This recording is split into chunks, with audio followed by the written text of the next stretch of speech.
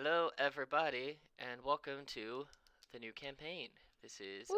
going to be the Call of the Netherdeep, which technically doesn't drop for like almost a month, but we're going to do levels 1 to 3 in Wildemount using one of their intro adventures to kind of build our party rapport and then convert into Call of the Netherdeep, and we'll see if we have the same party in 3 sessions as what we do today.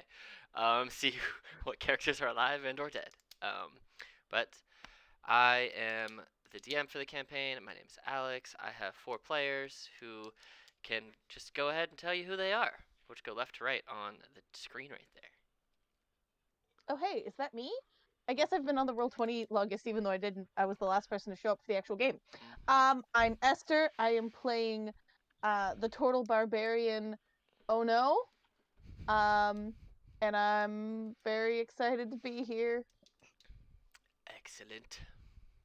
Oh no. Alright. Uh, I'm Moondogs or Chris, whichever one you choose.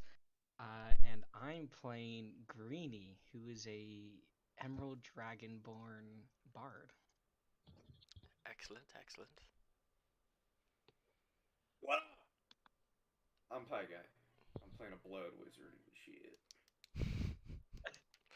For now, Probably he's playing gonna a be blood dead wizard. in 3 minutes. All right. Hello, I am Pepper, and I am playing the Air Genasi druid whose ill-fated mission in life is to keep Pai's character alive. That's a bad mission. It's not gonna go well. All right. So we got like 15 homebrew rules. We're not going to read them all because they're not all going to be active all the time. There are some very situational. So you can do a potion as a bonus action for yourself, or administer it to somebody else as an action. You can also spend your whole action to drink the potion and get the full benefits, so you don't have to roll it. So a 2d4 plus 2 would just be 10 if you use your action to drink it. Otherwise, you got to roll. Any death saving throws, send them to me in secret. We'll use the Resurrection Fading Spirits ritual whenever we come to that, if we do. Critical hits are dice rolls plus max damage dice plus all applicable modifiers. So 1d6 plus 5 would be like whatever you roll on a d6 plus 6 plus 5. Flanking, I like it. It's in play. If you're in flanking positions, I'm about it. Do it. You can do it. The enemy can do it. It's a fun time. And then the next two are specific. One specific to just wizards, because I don't want to fool around with taking time and money to learn spells. So you can try to learn one new spell a day by doing a DC Intelligence saving throw equal to 10 plus the spell level. You can do that attempt as many times as you want until you pass, but anytime you fail, it's 1d10 per spell level worth of psychic damage that you cannot reduce. So if you try to learn level 3 and you fail, you take 3d10 psychic that you can't reduce. You could die learning magic. And then all spellcasters, once per day when you're out of spell slots and you want to attempt to cast a level of a spell that you can normally cast, like if you have second level spells and you have no slots left, but you want to cast a second level spell, you can do that. It will just cost you the equivalent in levels of exhaustion. So a second level would be 2 levels of exhaustion. 1 is 1, 6 is 6. And if you go any higher than, well, 5, you'll die. So, which That you would be. What? you What? can do. Can you die and go out in such a blaze? Oh, 100%. You can Oh, 100 that's you so can good. 100% do a 6, 7, 8th or 9th level spell just with no spell slots left and die doing it as the sacrificial magic cast. 100%. That's so good. But it's only once per day, so Reps you know. But it's possible. Cool. All right. So, with that being said, I have a fun little mini music thing. I'm gonna start, and then I'm just gonna go ahead and start with the actual campaign intro, get it all going, and we will be off. So here's the little session intro that I'm gonna use every time.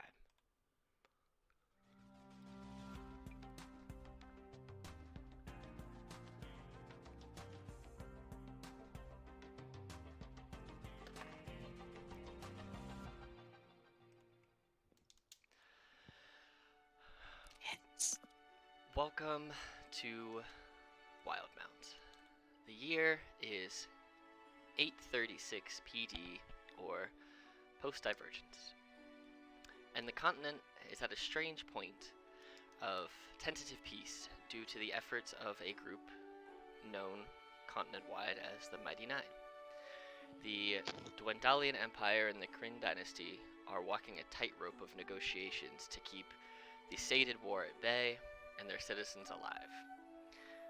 While the living legend of the Mighty Nine is carried from border to border, the members themselves seem to have primarily separated, at least for the time being, and are out leading less public lives, save for Caleb, Widowgast, and Beauregard Lionette, who are working with the Empire and within the Empire to help set things right and solve some of the issues that they uncovered through their work with the Assembly and the Cobalt Soul.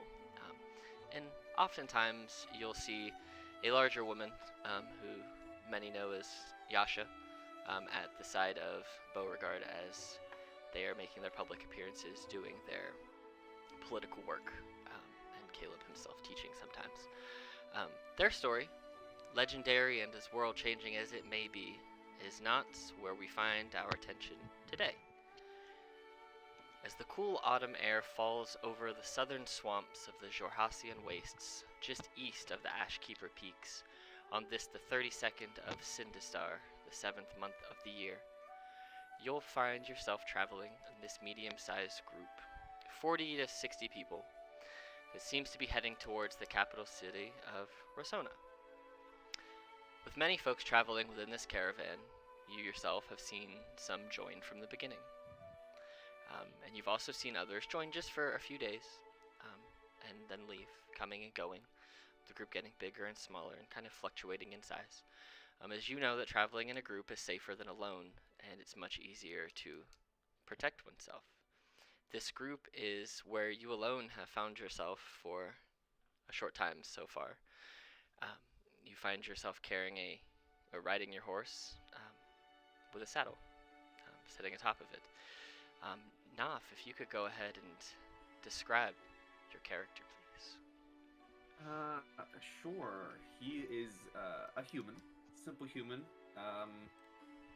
early 40s, kind of black, shaved hair. It's very short, kind of small, 5'4". Doesn't look like he weighs much either. He's constantly hooded, and if you look underneath the hood a little bit, he has a bandage over his left eye. Alright. Now, as you ride slowly on your horse in this caravan, this traveling caravan across the borders into Jorhas, you find yourself speaking with a larger, older, half-orc man with grayish-green skin, scarred face, weathered skin, brown hair, and a general look of a life long lived. You've grown somewhat friendly with this gentleman, one of the very few people that you've taken some time to talk to and kind of get to know. You know that his name is Thrusk, Trusk. He looks at you as you're kind of riding and just passing time, and just says, Roshona is home to many who are looking to escape their past. You know, and even more for those trying to build a future. They're not really a lot of humans, but if you respect the culture, you're more than welcome to start a new life there. No one will kick you out. No one will disregard your preferences of life and culture and decisions, but you must yourself respect the culture that you're going to be heading into. I just look at him and I kind of semi-twitchy, nervously. I just say, as long as it's safe. Oh, it's safe. It's as safe as you can expect it to be in the wastes of Jorhas. You currently find your caravan right about here on the map, kind of making its way along this river through this, just south, like I said, of the Ashkeeper Peaks between this other set, kind of making your way into the many hosts of Yggdrathod. As you're kind of just trying to keep yourself away from others, he looks up at you again, and he says, "I know that that you're trying to find someplace that's safe. Are you trying to go to like a bigger city that's safe, or you want to go someplace that's a little more, shall we say, remote and not really ever looked for by the normal public?" People better. Well then, I've never been there, but I've heard many people have told me about this village, this traveling village named Urzin. The village itself is on the back of these giant horizon-back turtles, and it just kind of wanders through the wastes, so you're never necessarily stuck in one place as much as you're stuck in one place. That's safe. It's safe. It's as safe as you can be, I think. At the mention of Urzin, a drow who happened to have been walking close to you with their hood pulled low, without really looking up at you, just kind of states under their breath, "That's my home. I'll guide you there if you choose, but you have to follow me when I peel off, since it's not always the easiest to find." Yeah, that works. All right. Well, after we camp tonight, we'll probably head up there tomorrow. So just follow me. Okay. As you pass the day and continue your travels through the many hosts of Yggdrathod, you see the caravan. You're about 3/4 of the way towards the rear, and this thing is very, very large as far as distance that it covers. You see it starts to come to a stop. The sun, a couple hours from setting in the sky, and the unloading of the caravan begins. You see that they're starting to set up camp.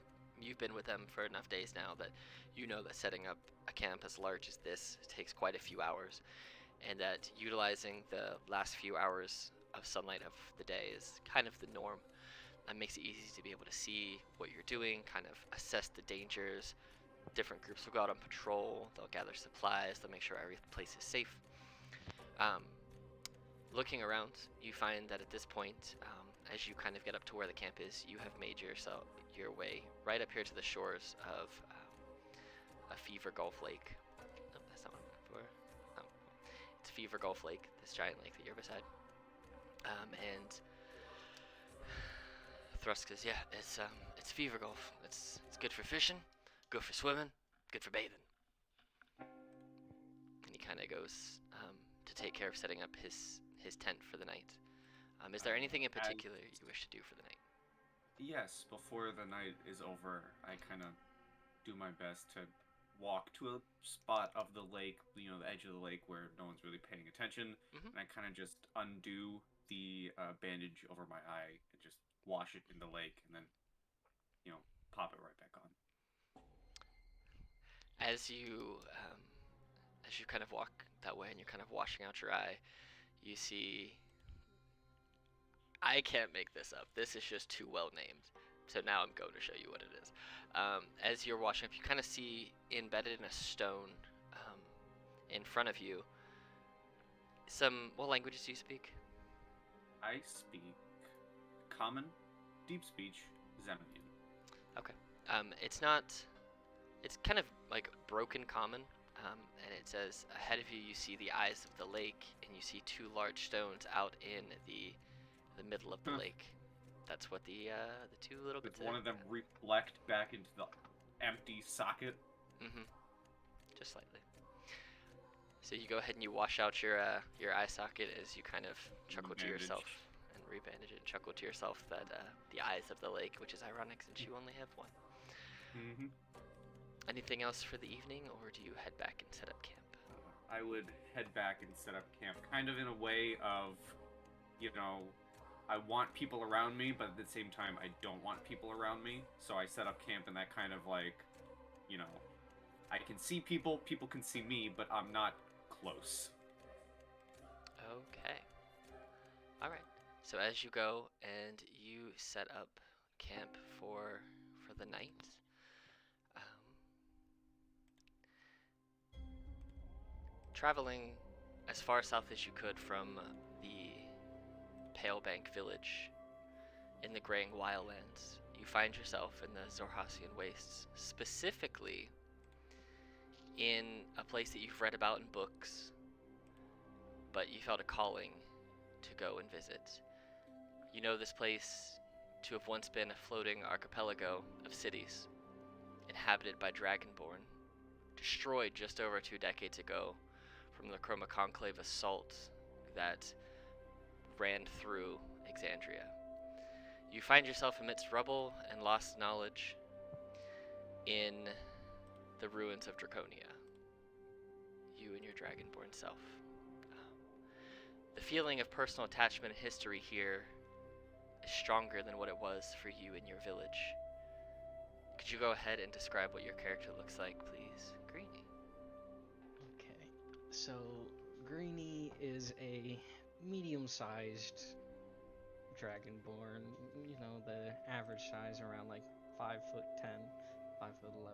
He is this bright green color that tends to stick out quite a bit, and he's no hair. I don't even know if Dragonborn has hair or not, but if they do, this one doesn't.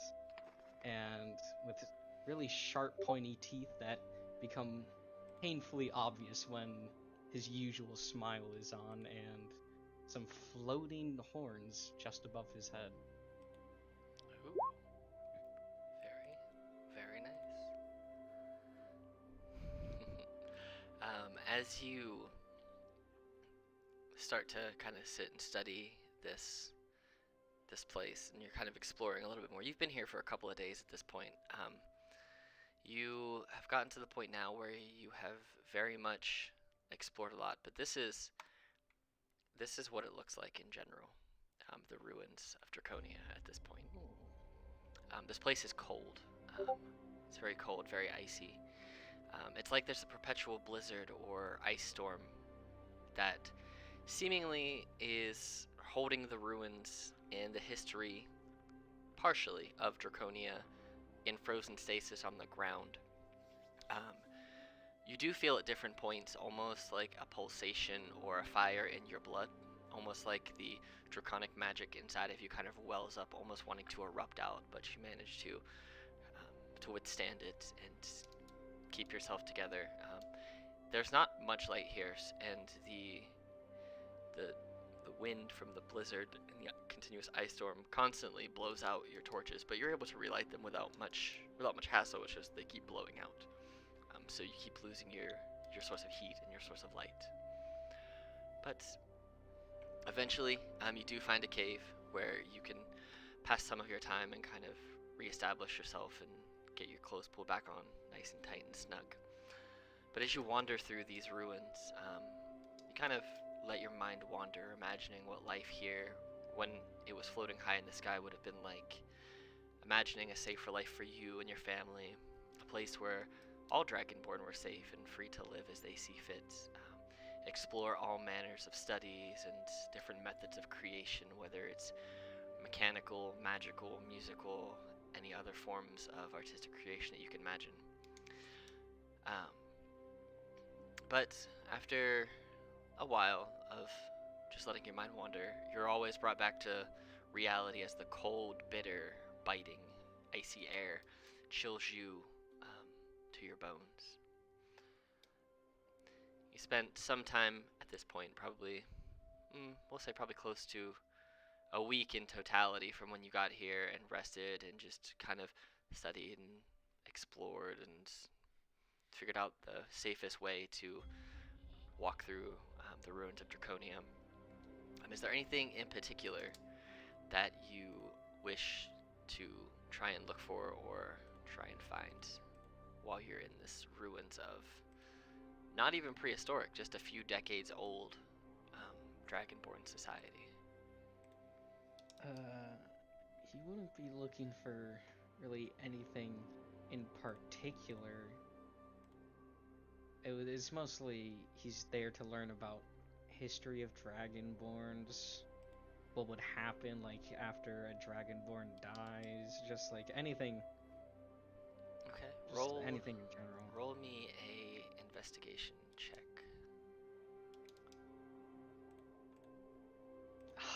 Yes. As you're reading, a lot of the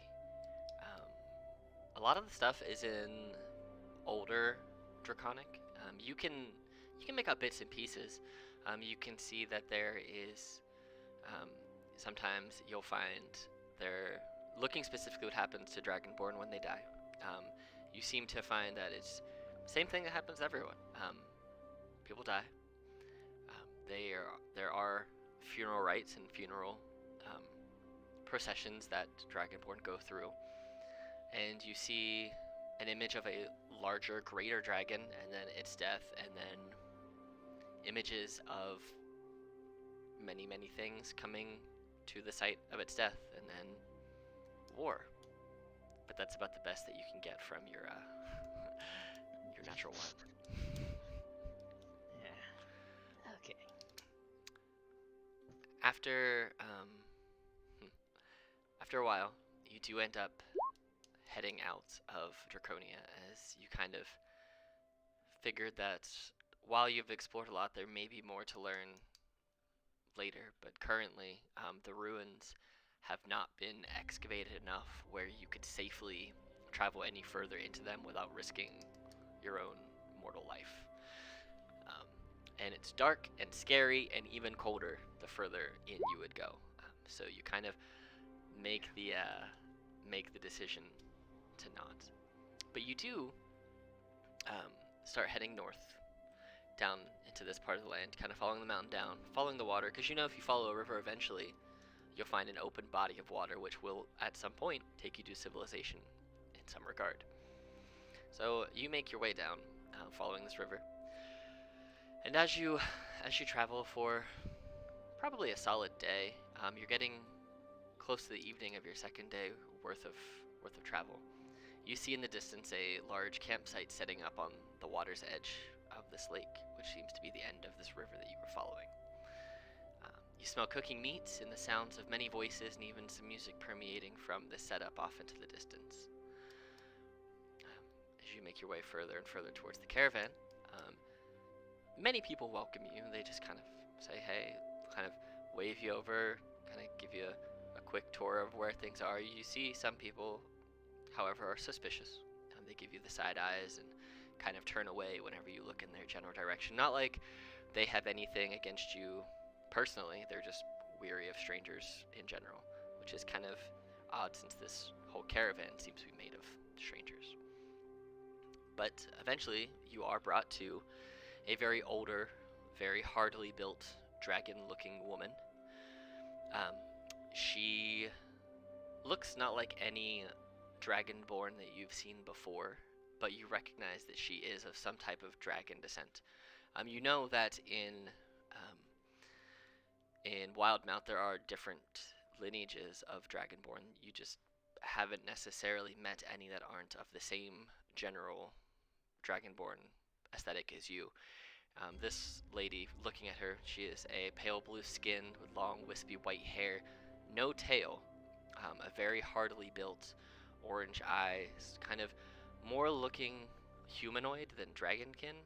You think about it for a second and you realize this is likely what a Ravenite dragonborn is. She looks more human than dragon, but she still has some of that musculature of the dragonborn, of which you and your kin have. She kind of waves to you as you take notice of her, and she says, "Well, hello. I take it you're new. I've not seen you before." Greeny puts on his best smile and yeah, I'm pretty new. I actually just got here. Well, nice to meet you. My name is Imbach, Imbach Faisira, and you are? I'm Greeny. I like to be called Greeny. It kind of makes sense. Well, if that's your preference, that is your preference. I'm not one to judge a name. You're welcome to rest here for the night if you choose. You can travel with us to Rasona if you wish, or you can leave whenever suits you best. But I would say don't go travel the waste at night alone. It's the easiest way to, shall we say, get eaten. I don't play a dude, trust me. Okay, well, take a bowl of dinner, and she hands you a giant wooden bowl of this soup stew mixture, and then says, well, after dinner, you can follow that walkway over there, and the large brown tent with the flap that doesn't quite stay shut, that is where you may sleep. There is likely a cot and a bedroll in there where you can rest your head for the night. I really appreciate this. Thank you. Is there anything I can do for you right now? Any help you need? No help necessarily. I sort of just want to make myself at home, get to meet people, you know?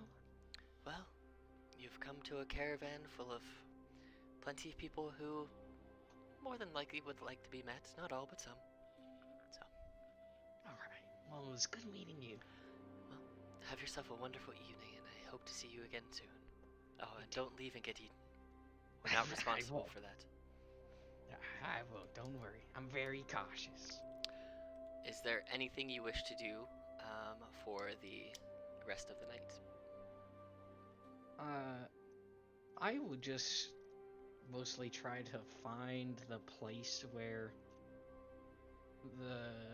the most talking and laughter is, and try to incorporate myself into that group of people.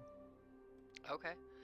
Go ahead and make then for me a perception check, just to kind of see. 15. Okay. And then we'll say to incorporate yourself in, you can either do a straight charisma check or a straight dexterity check to just kind of maneuver your way in there. Literally maneuver your way in. 'Cause, yeah. I just forced myself.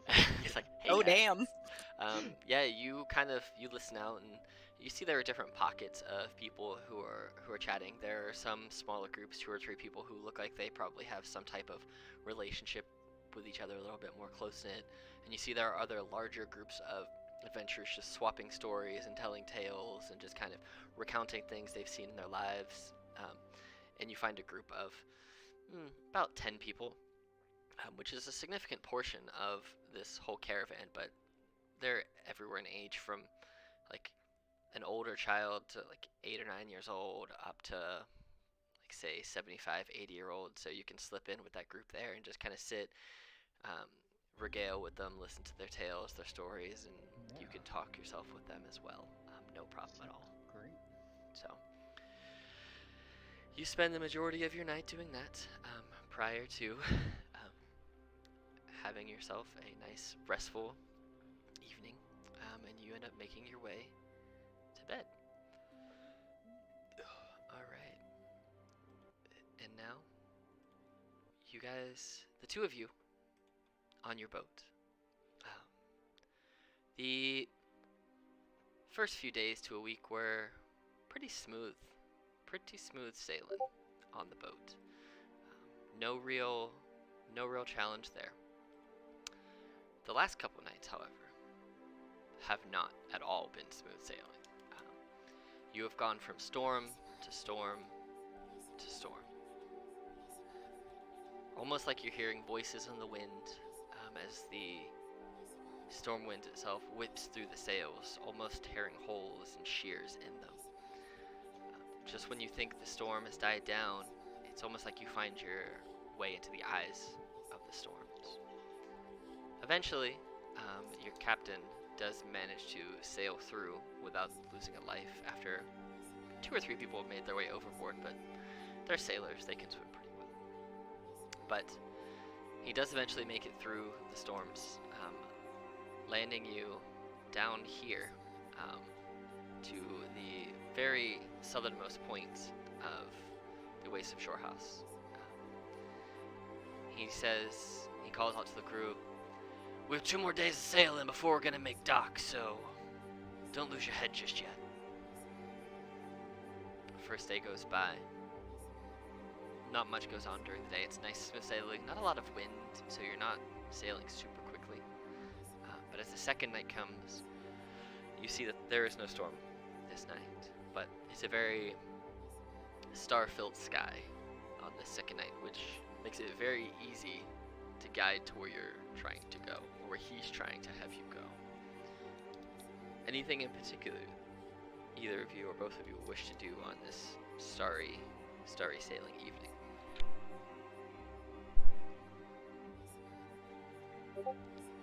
I'm a little bit disappointed that the storms are over because it was exhilarating, and I think that was the first time I had experienced storms at sea, but it's also good that it's calm because I can get back to working on my star charts for this region of the country. I think I'm just like reveling in the fact that the boat is relatively stable, and I've gotten myself like a nice cup of tea and a couple of biscuits that I made, and I'm just like heading on deck and finding just a place of calm serenity just to try to relax after these last few days of just not great weather and probably not great health for me given my seasickness. Yes, it's definitely improved. Seasickness is still there, but not Yeah, anywhere that's why I'm near as drinking bad as it was. peppermint tea. Yes, yes. I'm drinking peppermint tea. I don't know if that exists, but I'm assuming it does because it's can. not complicated. It can now. So Cannon. there you go.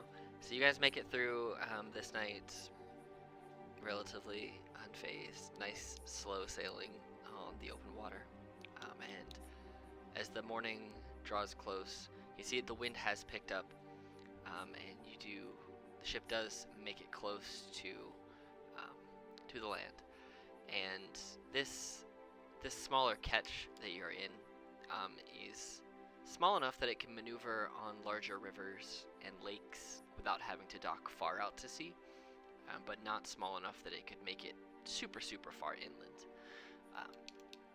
But as you do start to approach, and you guys have gotten to about here, you see that the captain drops the sails and orders the crew, yourselves included if you are able to pull the oars from the sides of the boat and manually bring the ship into the shallower waters of the lake, of Fever Gulf Lake.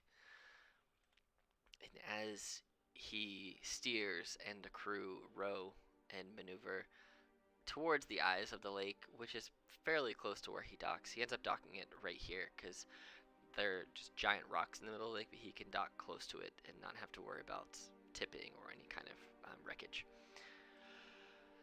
You both find yourselves beginning to taste the air. It's still a little salty from the ocean, but now there's an acrid aftertaste of swamp and stagnated water. As you find yourselves arriving more to the inner portions of the shore of this lake, the sun beginning its descent into the sky, you see on the shoreline, opposite where you guys have landed on this edge of the rocks, you see a very large setup. Could be a traveling festival, a caravan, you're not quite sure. There are quite a few large tents, there are many people. You see lit campfires with smoke starting to slowly billow into the sky. The smell of firewood and freshly cooking meats are slowly starting to break through the acridness and landing welcoming on your taste buds and into your nostrils. As an artist and a far-traveling Ergonasi, you kind of find this image quite beautiful, almost as if it had been painted by a master artist. Could you go ahead and describe your character for me, please? Your Ergonasi. Sure. Perry is probably in her late 20s, and like most Air Genasi, she always looks like there's some kind of, at least a breeze blowing on her.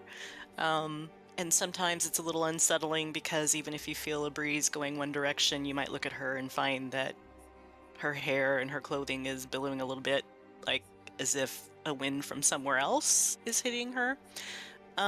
She is very kind of frail looking, very, very pale skin, and you can, almost see her veins through it. She's got little, very almost imperceptible tattoos all over her body. They are silver.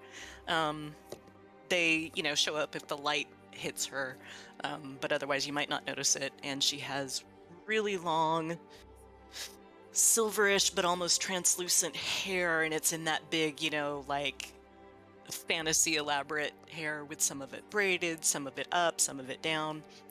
And she's wearing basically like a linen tunic and long flowing pants, but over that she's got like a translucent shift that's got a little bit of blue tint to it, and it has little chips of mica all over it. Nice. The smell of the unknown foods being cooked kind of pierced their way through your nostrils. Oh no, more than anything else. As a member of a tertiary branch of the Darrington Brigade, one of your primary focuses was to procure and cook new foods from anywhere and everywhere that you went. And of things that have interested you since you stepped foot on this boat, this campsite and the smells of this food just jumped to the very top of your interest list.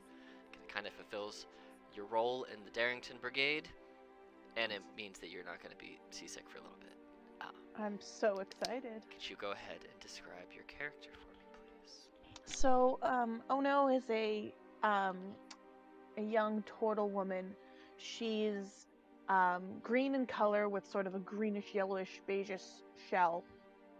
And she's on the short side for a turtle, but what she lacks in height, she makes up for in weight, because you can tell that not only does Ono like to cook, but she also likes to eat. And while she is at the shorter end, she is definitely at the average weight of a normal turtle, with her build just being very stocky, both in muscle and in fat. She looks very hearty, very girthy. She has sort of like a mixture of things sort of like strapped to her shell as a pack. She has a bunch of like pots and pans and spoons and spatulas. She also has like a great axe there as well. And she sort of walks around with sort of just a general fear, except, as you say, when there's food involved. The second that she recognizes something different, something that she hasn't cooked with before, she immediately, a light comes into her eyes, and she has a goal for the next 5 minutes, and nothing will stop her, not her anxiety nor her fear, but just her pure desire to go find out what this food is. With that in mind, do you guys stay on the ship for the remainder of the evening, or do you hop Hell in one of the nah. tiny rowboats or in the water itself and go straight to the campsite? I'm not a great swimmer, but I'm not terrible at it, depending on how far it is. We'll say it's probably like 100 yards from your boat to theirs. That's from this side of the rocks too. So I mean, you could always hop off and swim over here and then run over, but that would probably be longer than just swimming through the water. Right. I mean, if it's fastest, like hypotenuse-wise, for me to swim, I'll swim. I'm not fast at it, but I can do it. Well, you have a little rowboat from your big boat. You just row. Yeah, okay, I'll take a rowboat. I'll just Okay. take a rowboat. I'm gonna go grab the rowboat and, I don't know, sort of try to not make eye contact with anybody, because like it's not my rowboat, but it, like nobody said I couldn't use it. It's true. Yeah, so it's just kind of trying to be not sneaky, but just kind of not obvious about it. All right. No one stops you from taking this small little rowboat. If anything, they kind of laugh that a turtle person does not enjoy swimming, and they just kind of watch you throw this rowboat overboard and jump into Just it. yeet it overboard and jump Right. into it. Yep. Are you following suit, Carrie, or are you going to stay on the boat for the evening? Actually, think I would swim Okay. just for something different. And we've been kind of in salt spray and everything for a while, so yeah, I think I would just Okay. swim. The water's not clear, but it's not gross. It's just kind of like lake water. So a mixture of fresh and salt water and some swamp water, all kind of like meandering in this stew pot of not the best water. I wouldn't advise drinking it without a purification magic.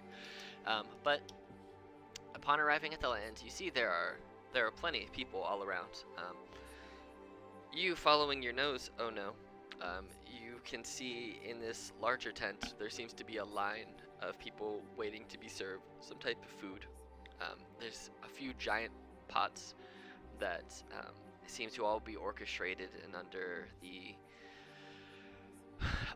the control of a dragonborn-esque looking woman with no tail, as I described earlier. This is the lady in charge of making sure everyone gets their fair share of food and no one is cheating. Now, is this like a serving place or a cooking place? Does that make sense? Yeah, it's a little bit of both. As you kind of approach and walk into the tent, you see that closer to the entrance, there are a few tables set up for serving, and behind them, you see there are a few makeshift stoves and campfires kind of set up. And as you kind of look, you can see that at the back of the tent there is an open flap, and you can see there are larger pits out back where they have even more giant pots where they're boiling waters and cooking the hardier vegetables and things that need more time to cook, that they don't want to risk overheating the inside of the tent and making people pass out from heat exhaustion. So it's both. It's a makeshift kitchen and serving setup. So whether it's the makeshift stovetop situation or like the people by the fires, whichever has more of like that scent of like I don't recognize that food is where I want to go to. Okay. Yeah. You'll probably in the serving line, as it's the finished product. You recognize a few ingredients that are cooking outside, some meats and some vegetables, but the overall smell that is just attracting you, and kind of like the cartoon on like the Tom and Jerry cartoon where they float to the pie smell coming out of the window. Yep. I like to imagine that's how you're being dragged into this tent, Yes, just like that. 100%. I had the same visual. It takes you right up to the lady who is serving, and she looks at you and goes, "To the back of the line. I'll serve you in due time. It's merely a 2-minute wait, so please, no rush." I'm sorry, I don't actually necessarily need some. I just want to know what's in it. I'll give you a bowl and you can find out for yourself, dear. Okay then.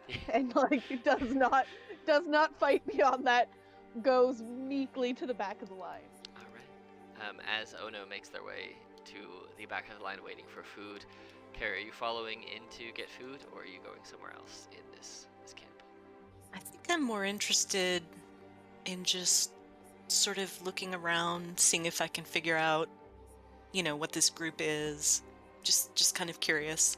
Roll an insight check as you kind of walk around the group and kind of make eyes on the groups. Yeah. You can kind of put together that there's not necessarily a specific goal other than they all seem to be traveling the same direction. You hear people mention Rasona multiple times, so you imagine that might be the destination of which they're going, but as you're kind of walking from group to group, you never quite get enough conversation picked up to know exactly if that is where they're going, or if that's the end goal plan, or if this is just a giant traveling caravan of a random group of strangers. Okay. So, you do, however, notice the group where there seems to be 10 to 15 people just being quite lively, talking quite a lot, and you see there is a green dragonborn almost at the center of it all, kind of making themselves known, but then making themselves not the center of attention, kind of weaving in and out of conversation quite studiously.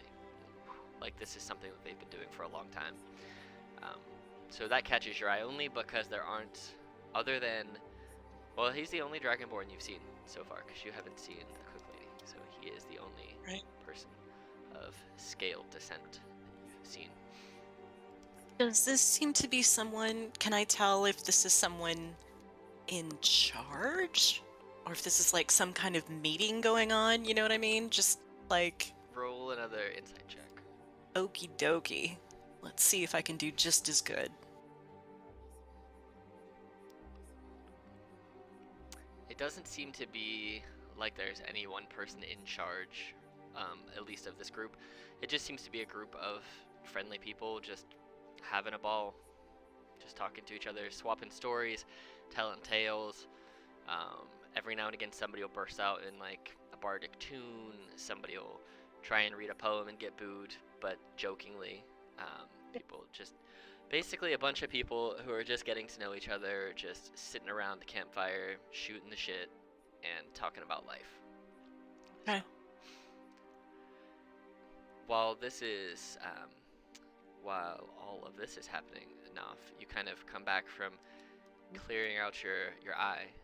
As you finished up, you kind of saw a small ketch kind of dock right at the right side of the two rocks, the two eyes of the lake.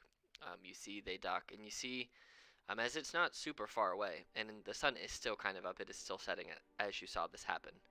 You did see someone just launch a boat, like a small rowboat, off of the bigger boat and jump into it, and then a second person jump into the water and swim towards the lake's edge, towards where this campsite is, and kind of split off in their own directions. One heading into what you know to be the food tent, and the other one kind of meandering like they're looking through different groups of people, but you're not quite sure. Anything in particular you do, or do you just head to bed? I think for bed, I would very, not stealthily whatsoever, but actively try and avoid people kind of walking through the campsite while heading towards the food line.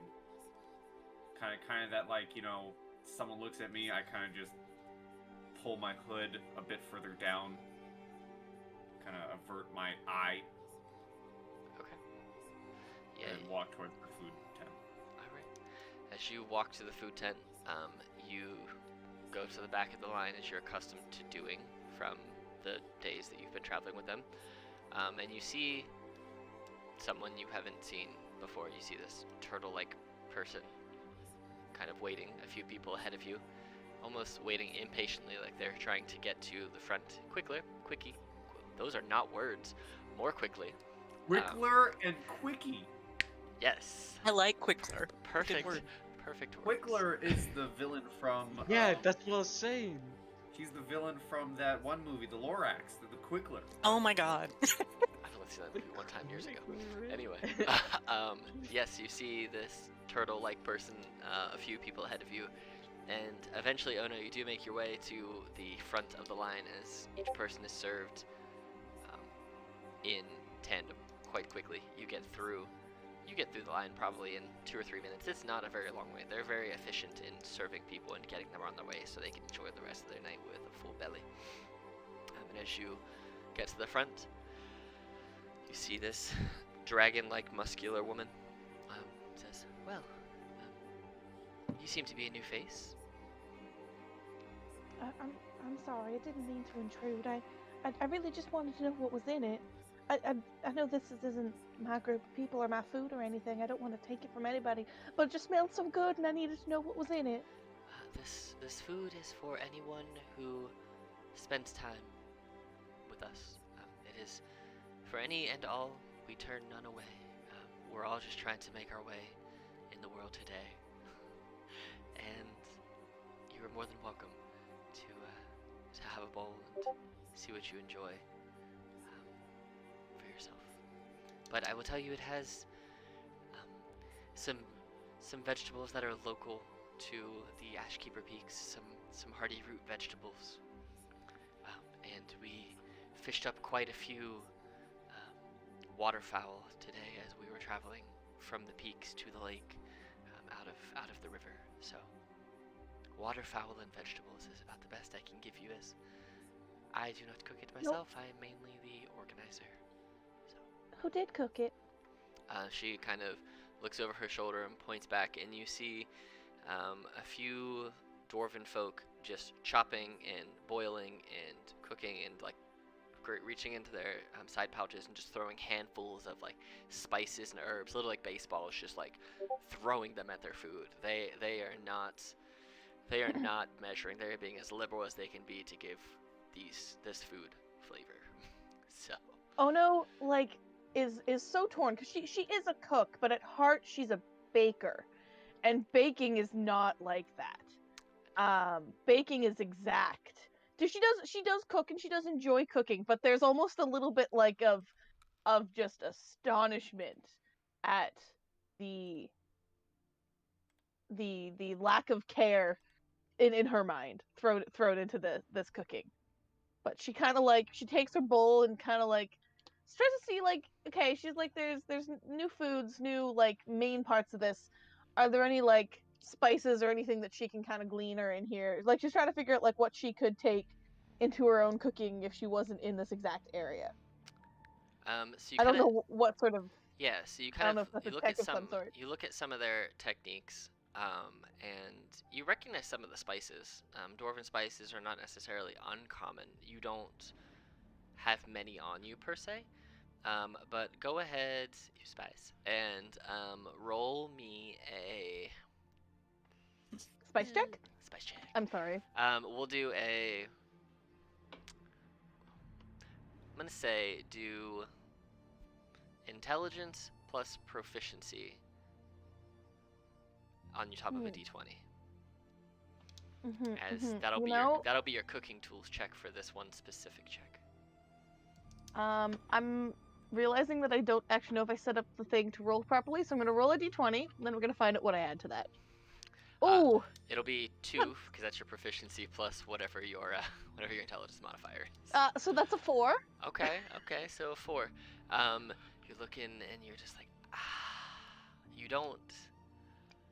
They're moving very quickly, and they're moving. Does it also taste as good as it smells? Oh, it tastes better than it smells.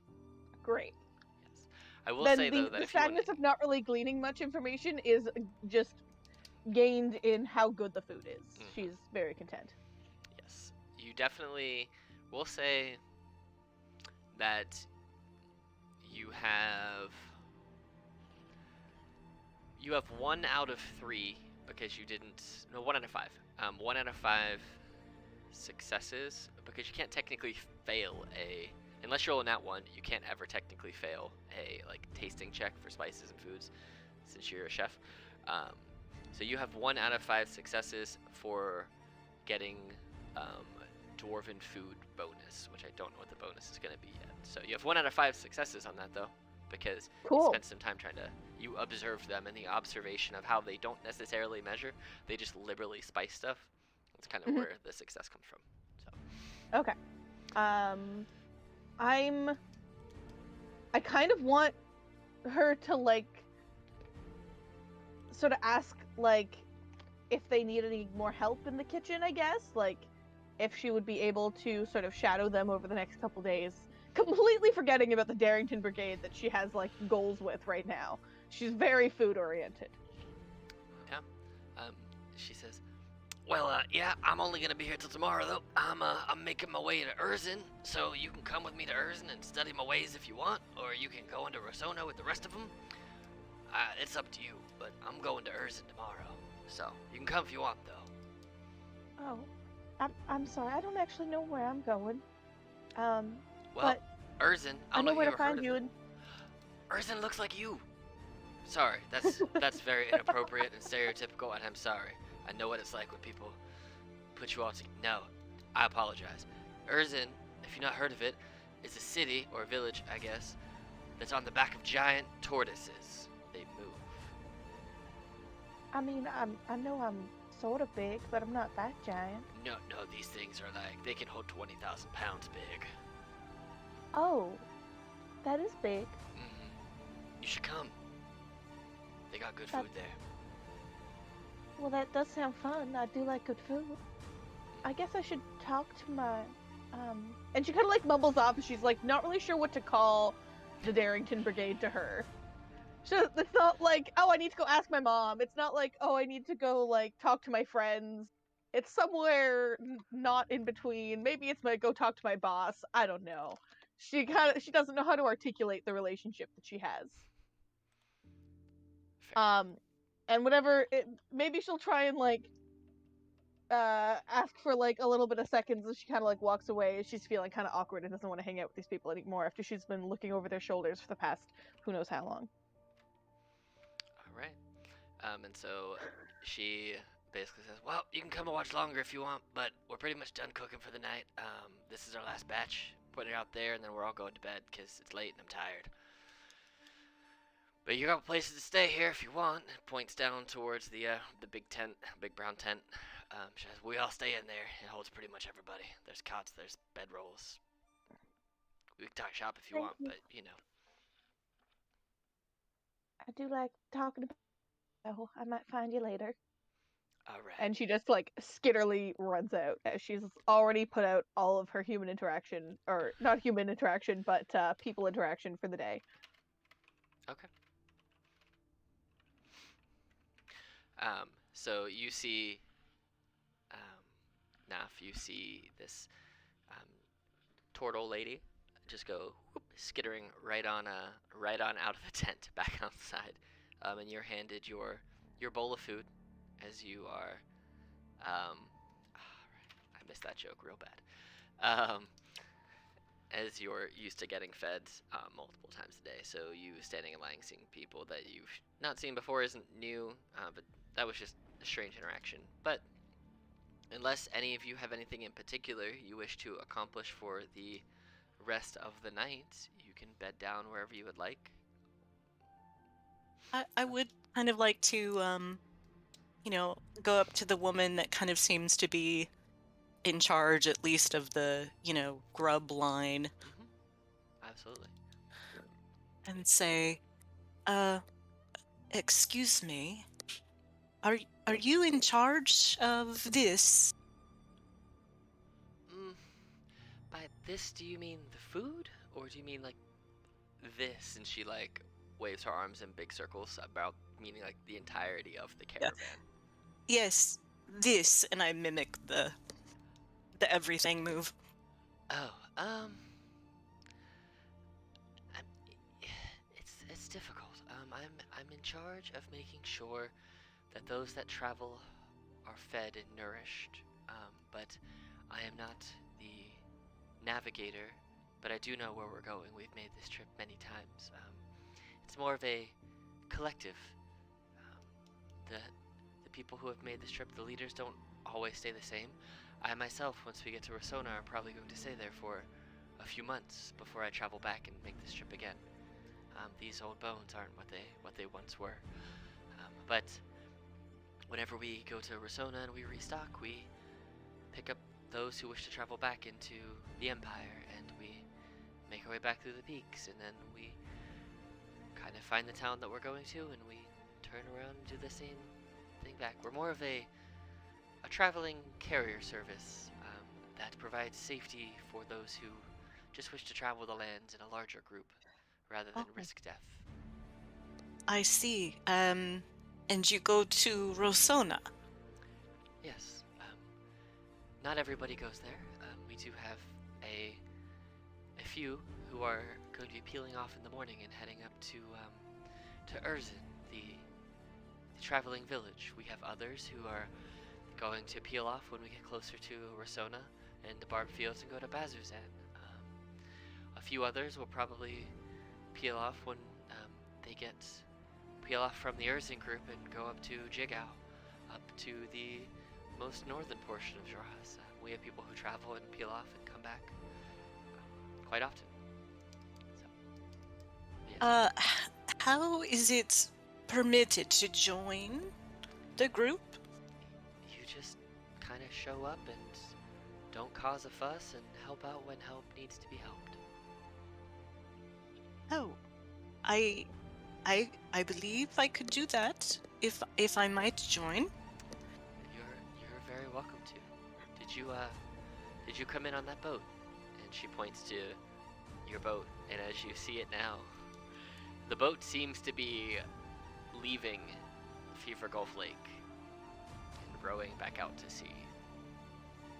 Yes, from the Menagerie Coast to here. Well, you're quite away from home, and it looks like you're not going to be going back the same way you came. Menagerie Coast, not home, but where I came from. Oh. Well, you can stay with us if you choose. You can also leave whenever you choose, but you're welcome. So, here. And she shoves a bowl of food your way, seeing as it's one of the... There doesn't seem to be that many more people in line. There seems like 2 others in line, and there only seems to be a few more bowls worth of food, and she passes them out as she's continuing her conversation with you. And you see as this giant pot, this 30-gallon steel pot, seems to become empty of food, it gets kind of laid on the ground, and she just kind of brushes her hand around it a couple times, and it's just magically cleaned. You know this to be the prestidigitation spell, as you've seen people clean with magic before. It's not an uncommon enchantment.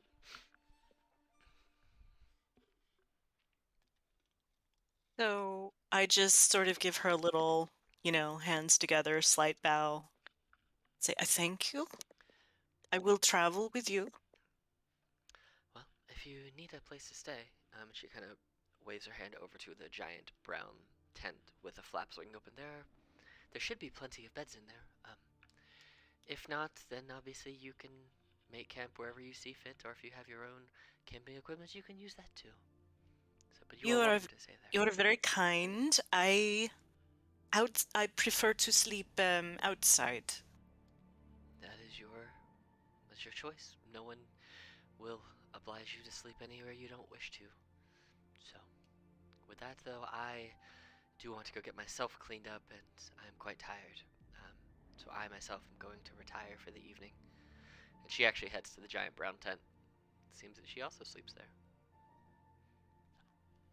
So if there's anything like a big rock somewhere near where sort of most people are hanging out, I think that Carrie would go just kind of put a blanket down so that she's leaning up against the rock, and that's just where she would sleep. Yeah, you can absolutely find a big rock and sleep up against that, no problem. So you set up your sleeping spot against a nice big rock. The night tonight is quite clear. There are a couple clouds that blow by every now and again, but you fall asleep quite easily. Naf, you end up making camp in your tent that you have, I assume, not in the giant brown tent with all the other people. You assume correct. Okay. And then, Oh No and Greenie, you can set up camp and sleep wherever you would like. I was actually going to ask if Ono could be trying to blend in with the group of rocks that, she doesn't have to be the rock, but she's trying to just hide amongst the rocks. Roll me a stealth check, because you have a shell and can look kind of rocky. At Yeah, advantage. that's- Stealth at advantage. Really want to, yeah. Give me one more, because Ooh. you can have at advantage. Oh, Yeah. well, What's your, -1. Oh, so 15? That still Yeah. works. You sit down beside it, and as long as you don't move from afar, people might think you're a rock. I'm a rock. I'm a rock. See the rock I'm leaning against? That's what I really want. In the middle of the night, she just rolls over and you thump. Yeah. If you want it to be, sure. Greenie, where are you posting up for the eve? I would go to the big tent with everyone else. Okay. So you make your way to the big tent. The party of conversation seems to carry into the tent, and as you guys make your way into the tent, laughing and have a good time, you enter to a barrage of like socks and rolled up pieces of cloth as people are like, "Shut up, we're trying to sleep." Just boom, boom, boom, boom, boom, boom, boom. Just like boom, boom, boom, just hit in the face with a bunch of dirty socks. And then everyone kind of laughs, because some of the people that you were having a good time with are definitely a little on the inebriated side of life. But they kind of laugh it off, throw the socks back, and then end up going and just like passing out on their cots with their equipment. So as the sun finishes setting and the moon rises and you all lay down for the evening, you all complete your night's rest. You would get anything back if you had anything that you had lost, which you had not. But as you wake up at first light, the sun kind of piercing through, catching the eyes of those who slept outside first and kind of waking up naturally with the sun as you have been while on the boat. The rest of the camp begins to awaken and kind of mobilize. You see that everyone kind of does their own thing for breakfast, almost like they're eating trail rations. It seems that the food that they serve is more of like a once a day kind of end of day meal thing where everyone kind of gets together and they serve food that way. They use the day for foraging and fishing and hunting while they're traveling. But you all awake, and you see once everyone's up and moving around, they start to tear down the large tent. They start to like pack away all of the traveling equipment, all of their camping equipment, and start to saddle up their horses, start to put everything together for another day of traveling. And it's a very well-oiled machine in the way that this gets done. Like those, you can tell those that have been doing this longer than others because they have everything tore down and set up in minutes, whereas a few others require additional help, as this is not necessarily seems to be something they do regularly. But you all do kind of see, standing under a well-shaded tree, is this person. It looks to be a darker-skinned elven person who is standing up taller than you might expect. It's almost like they're floating, not too far, only a couple of feet off the ground. And you hear them call out, saying, "I'm going to Erzin. Anybody coming to Erzin? Let's go. We're going right now. So if you're coming to Erzin with me, let's go."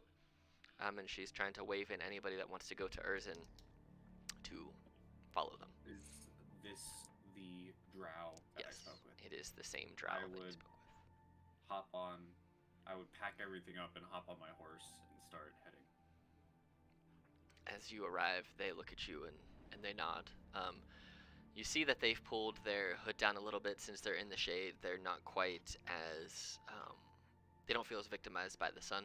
It looks like they have their hood pulled back, so you can see their face. They don't have any necessarily strong masculine or feminine features.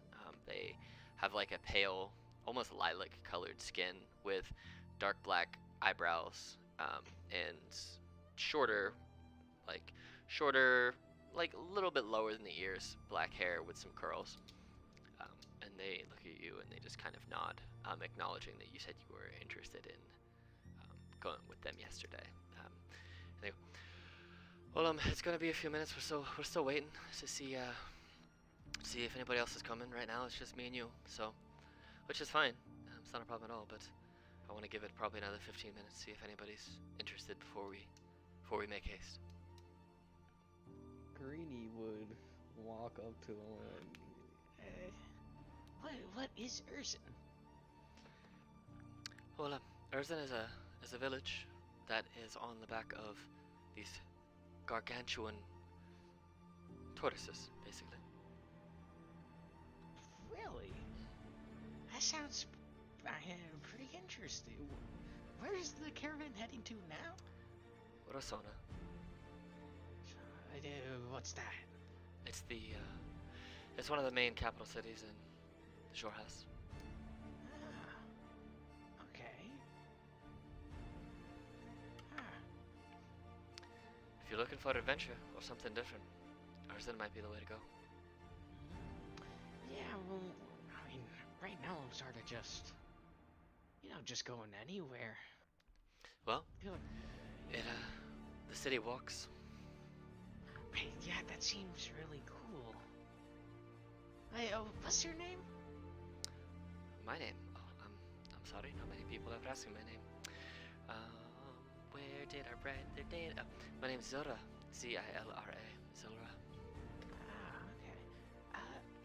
You know what? I'll tell you what. I'm gonna get my bags and I'll come back here and I'll check out this Erzin place. All right. Well, we're gonna leave in about 15 minutes. So. All right. And they float a little bit higher, and you hear them call out louder. Last call for Erzin. Anyone interested in going to the walking village, please come now. Would she still be asleep on me at this point? No, you guys have awoken to the sun in your Okay. face. I don't think I ever Cool. noticed it was you. Yeah. No, my goal is that, like, she Mhm. realizes, oh shit, she started to sleep on me, I'm not gonna move, and then waits for you to move, and then gets up. Realizes that the ship is gone, and is like, well, fuck, and starts looking for that person who had the food from yesterday, who said that they could follow her for food, because she's like, well, my friends are gone, all I know is food, so You actually, she probably finds... as you hear this lilac-skinned, elven-looking person yell out about Urzen, you actually see the dwarven person that you spoke with yesterday kind of walk over, kind of fist bump them, and start walking. Like they're just taking off on their own to walk up towards Urzen. Like they know the way. They've been there before. So they start going. But yeah, they met up, so you saw them go. They said that's where they're going. So you're welcome to join them if you want, or do whatever you want to do. Yeah, I mean, I'm gonna go towards them, I guess, because food. Mm-hmm. So did you say that Zilra is floating? Yep. Probably at this point 3 or 4 feet off the ground. Would I clock this as being something familiar? It is magical. Okay. But it doesn't seem like there is any, as you kind of stare from a distance, there doesn't seem to be like any breeze or any wind moving them in any way. They just seem to be floating. Okay. So, not necessarily an innate quality like I might have. Correct. Okay. It doesn't seem it doesn't even seem to be of that same magical nature. Okay. I'll just say that I had sort of gotten a little bit closer just because I noticed that, and I was trying to, suss out if it was another Air Genasi, and I heard that conversation about Urzen. Yeah, you definitely see with your passive perception, oh no, just walking towards where Urzen was. Yeah. Following her nose. So I will go ahead and go up to Zilra and say, I heard you speak of Urzen? Yes. She kind of, or they kind of levitate down as to not be 9 feet tall at this point with their heads, since they're only about 5.5 feet tall, but they were floating a solid 4 feet off the ground, so they're like 9.5 feet in the air. They float back down to only a couple of inches off of the ground, and look, you go, yeah, the walking village. That's where we're headed. And she kind of points, and you see they point to the 3 others that are around, as well as the dwarf you just see marching off. Like they're power walking because they have short, stubby legs, but they are power walking north. So. I thought to go to Rosanna, but I have never seen these tortoises. So, might I join your party? Absolutely, all are welcome. So. Thank you. And she looks down or they look down at you. Oh no, are you coming too? Oh, if you don't mind, they said I could learn how to cook, and I mean, I already know how to cook, but I wanted to learn how to cook like they do. Oh, absolutely, it's fine. You can come. But I think, what about already? And you see that of those who are here, only one currently has a horse, and so you see that Zora kind of waves their hands together and starts to chant for about a minute, and they make 2 magical steeds just appear in mirrored reflection of the horse that you are riding on. So there are 2 spectral looking horses, and then your horse, and they look at the green dragonborn and say, you can hop on the horse with me. Alright. This is your guys' horse if you want it. I can only summon 2, so you have to share. I'm not sure if that horse wants to carry me. They go, oh, It's like, hold she's on like 1 second. weirdly self-conscious and not self-conscious. Like, she's like, I am big, horse is also big. they modify I the can- spell just a little bit, and they turn it into effectively a Clydesdale.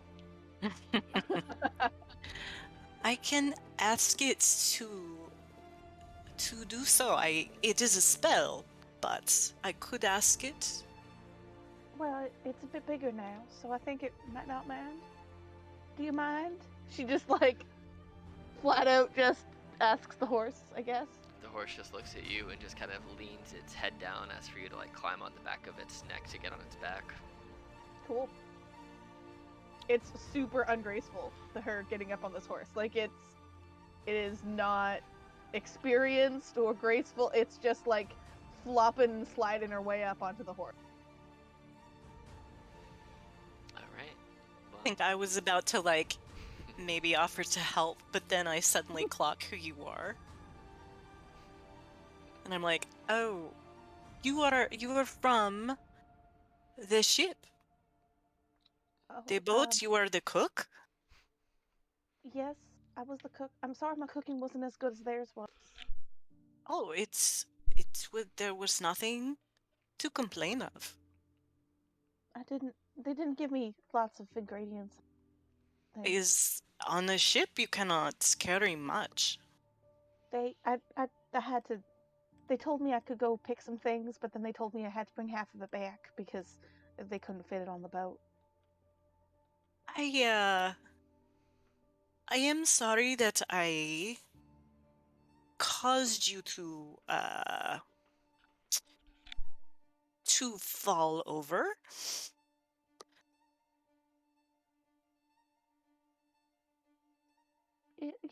It happens all the time. I'm sort of used to it by now. Well, I did not know whether to startle you or let you step into my ink. Step into your what? Um, Anywho, I'm sorry that I was quiet and rude, and I was just scared, and I No, should have no. let you help me up or something. I spent all night like that. Oh, oh dear. I should have come back to check, but you said no help. I got out eventually. It just took a really long time. Ah, well, it was not your fault. As I say, I startled you, I just feel and I bad will for the try man. not to. I will try not to again. I'm easily startable. It's Ah. all right. you see that the drow person pulls up their hood, pulls up their mask, and pulls some goggles down to like really cover their face. They have gloves on, and they are covered head to toe in sun-blocking fabric, almost like they're looking like a thief in the middle of the day. And they look around, Same. and they're just like, "Well, I guess we're going." Hiya! And just like snaps the reins and takes off. Go ahead and make a dex saving throw for me, Greenie.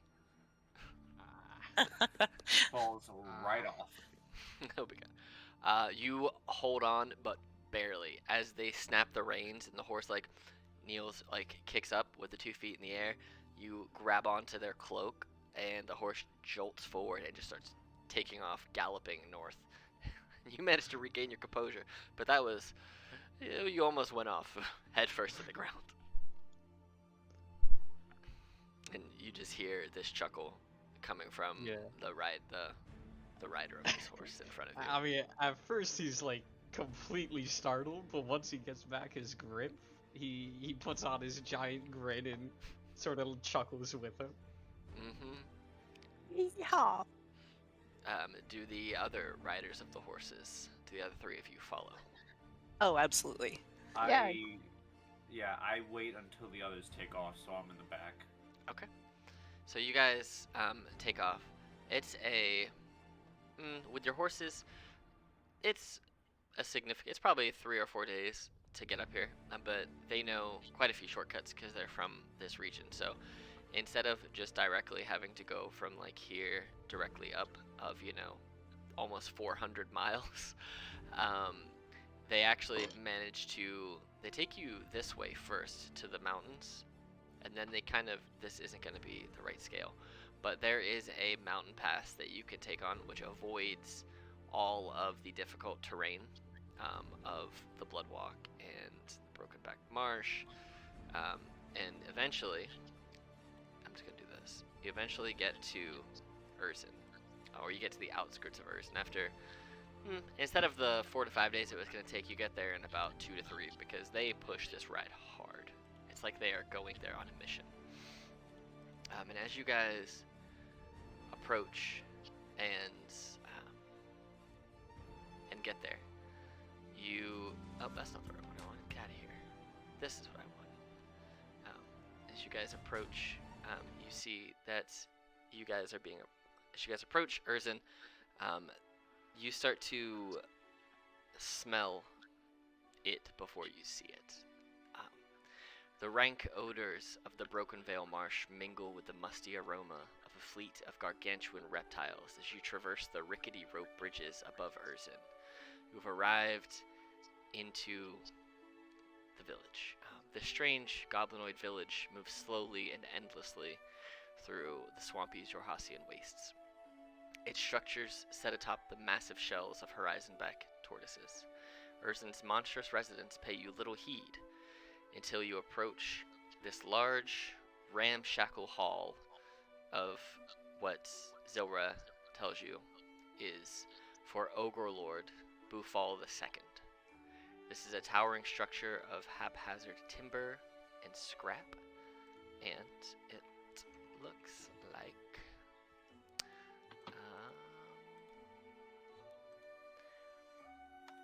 this. You should see it. It should all be in your journal now. Bam. Oh yeah. Yep, that is what the village is on top of, and those can carry 20,000 pounds. So they're gargantuan, large tortoises. As you guys approach, do you enter the hall after Zora, or do you just explore the town? Through the ride, was I able to like get any cooking experience? Yes. I know we were pushing pretty hard. Yeah, but, go ahead and roll me. We'll just say roll 2d100, and anything over 75 will be a success added into your thing. So Oh man. you got close. You got close on the second day, but you, in the middle of it, you were the dwarven lady who was teaching you got way too drunk, and right as she was about to teach you, like finish the recipe for you, just passed out. Yep, that tracks. Yes, and it takes. We just got a little bit too She'd been drunk. drinking the whole ride, the whole day. Took a lot, but she got there. But yeah, you guys. I don't know if there's a. I don't think there's a picture for the hall. There's not. But yeah, so you guys have this giant ogre lord ramshackle hall that you've approached, and Zilra has walked in and kind of waved you to come in. But obviously, she's not going to force you, or they're not going to force you to come in. But they wave and they walk in themselves. Totally going in. I guess this probably would have been a good thing to do earlier, but I guess I want to try and like say hi to the tortoise. Oh, absolutely. Like it just has to be like a thank you for carrying this city, like really awkward hello. But that's what she would like to do when they get here. What languages do you speak? I speak Aquan, Common, Draconic, and Celestial. Okay. What's interesting is the tortoise doesn't actually speak any of those languages. You can talk to it, but it doesn't seem to understand what you're saying. But as the goblins who are keeping its armor in check, keeping it kind of clean, putting food in its mouth, like just basically feeding it trees, are speaking to it in Goblin, it seems to understand Goblin. And like, acknowledges them. I almost picked Goblin as my language! I'm so angry at It myself kind now. of groans at them, but it doesn't ever speak back. It just kind of like. I mean, I feel like it also doesn't take a ton of language to understand hi and a wave. It sees you Which waving. is all I'm going for. And this eyeball, which is probably the size of your body, just blinks at you very slowly and reopens again. And you just hear the as the eye goop just kind of separates the eyelids as it reopens slowly. I'm a little grossed out, and I continue on. Maybe I try to catch up with the other people as I realize that I've gone off on a completely a random direction, and I'm like, shit, I'm lost. What are the other two of you doing? I would very cautiously enter the building. Naf is very twitchy as he walks, constantly looking behind him, and yeah. Okay. And you, good sir, Greenie? Greenie would also enter. Okay. As the three of you enter, after probably 2 or 3 minutes, you see coming in is a very out of breath turtle person. Also, during this ride, did any of you who didn't already know each other introduce yourselves to each other, or talk to each other, or just kind of pushing through hard? Absolutely no introductions for me. Oh god! I definitely would have tried to ask for everyone's name at least. Okay. And maybe like a hobby of theirs or something, but all right. I mean, if they're just like no conversation, I'm not gonna push it. I mean, you probably can find Ono cooking at some point, and glean that her hobby is cooking. And she'd be like, if you asked her name, she'd say it, maybe ask you for yours, and then be like, I'm done. I can't handle any more human interaction today. I would definitely make conversation, polite conversation if approached. But like, for instance, I would not necessarily seek people out unless they are just like directly in my face or whatever. All right. So Naf doesn't have to worry about. So 4 people who don't necessarily like to talk to each other grouping up. Perfect. I like it. As all parties should be. The antisocials! Um, We're AA, the awkward antisocials. There you go. As Here's our you name. as you guys enter the hall of Ogre Lord Bufal II, the din of the swamp and the hushed chatter of Urzen's residence is muted as you step through the folds of a heavy leather curtain into the chamber beyond. There, the reek of the marsh is quickly replaced by a favorable scent of roasted meats and spiced wine. Orc attendants gesture you towards a litter of dingy furs before the seat of Bufal II, who allows you to settle in before his baritone voice issues a welcome. Eat, drink, but be wary, for the Empire has come to Jorhas, bringing damnation with it. And then he sits down to eat. Oh, yeah, let's see. I find the furthest seat away from any living being. Okay. As you all sit down and you all, I assume, partake in the food that they have Is the offered to food you. good? The food is a I'm hundred's the really best. sorry for the number of times It that is I'm gonna like- ask about food.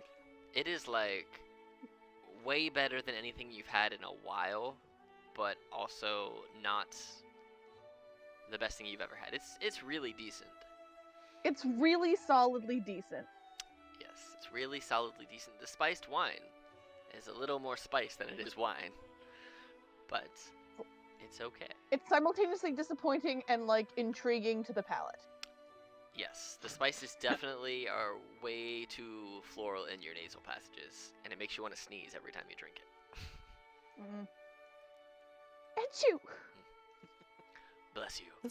So I was sticking pretty close to Zilra, And after that sort of welcome, I turn to her and I say, is that a typical thing to say at the beginning of the meal? Is this warning against the Empire?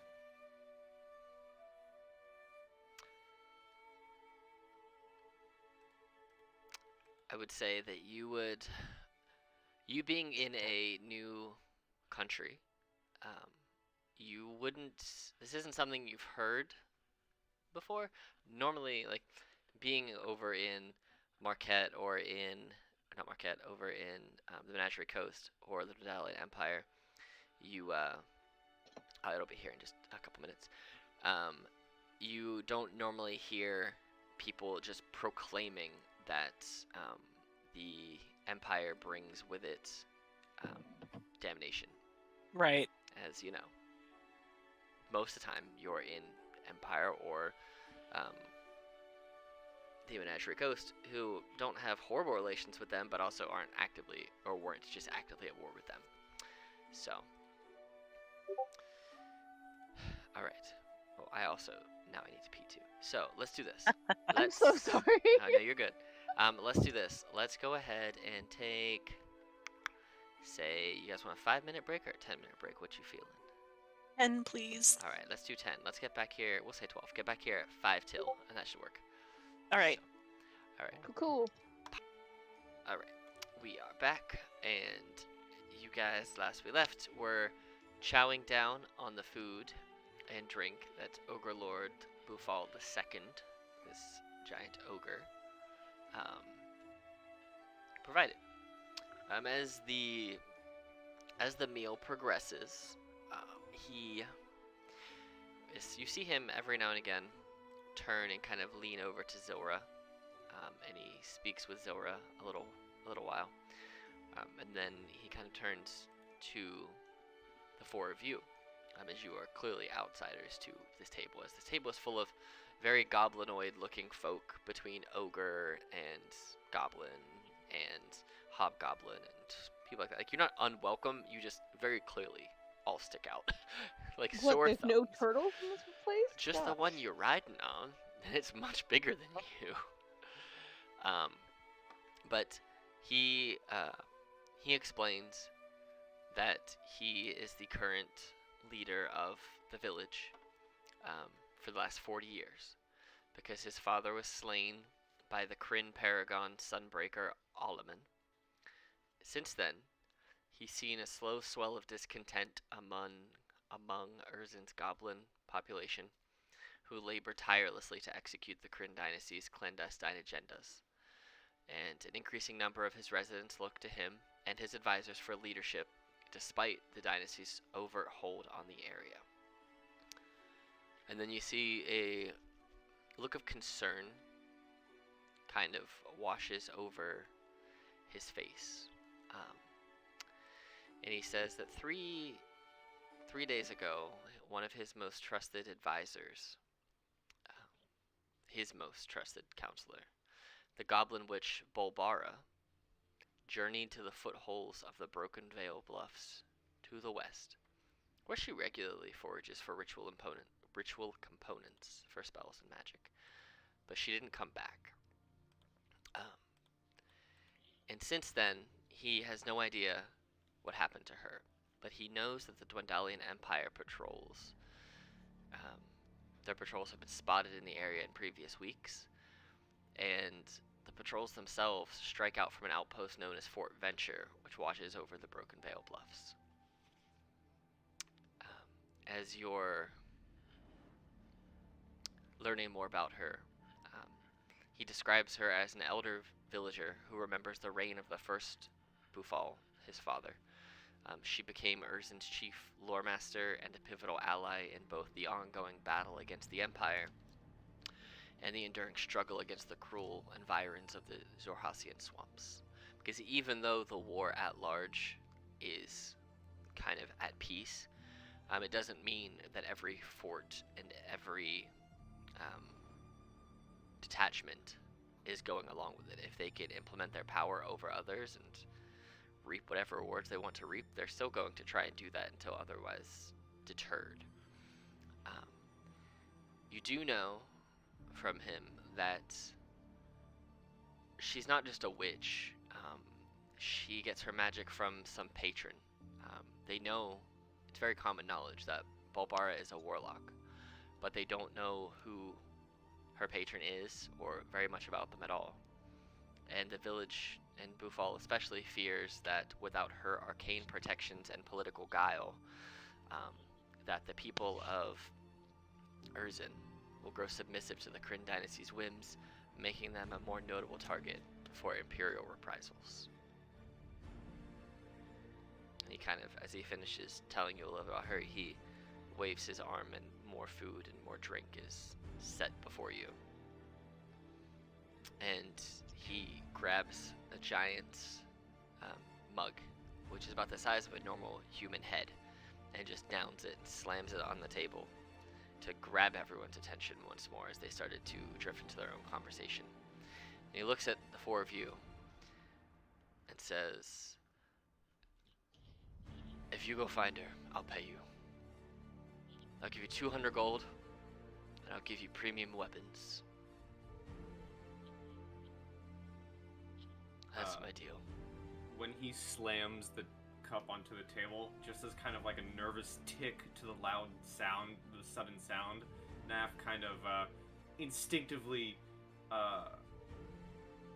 trying to keep it hidden what he's doing, but it's kind of like an instinctive tick of he reaches kind of into his cloak and is just clutching, just holding it as tight as possible. He's clutching the handle of the dagger. I was gonna say sort of a similar like fear response to the sudden noise.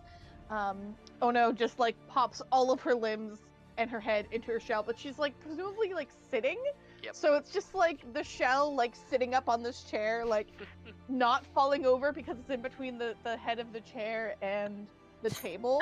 And it's a really bad hiding place because like, well, it's not really a hiding place, it's more of like a shock response, but yeah. Yeah, Greedy sort of just looks around the table in sort of confusion. Like, okay. So, if we were to do this mission, I'm not saying no. I don't really have anything better to do. And I'm talking like solely for me. I don't know what these guys are gonna do. It'd be cool if they joined, but how dangerous would you say it is?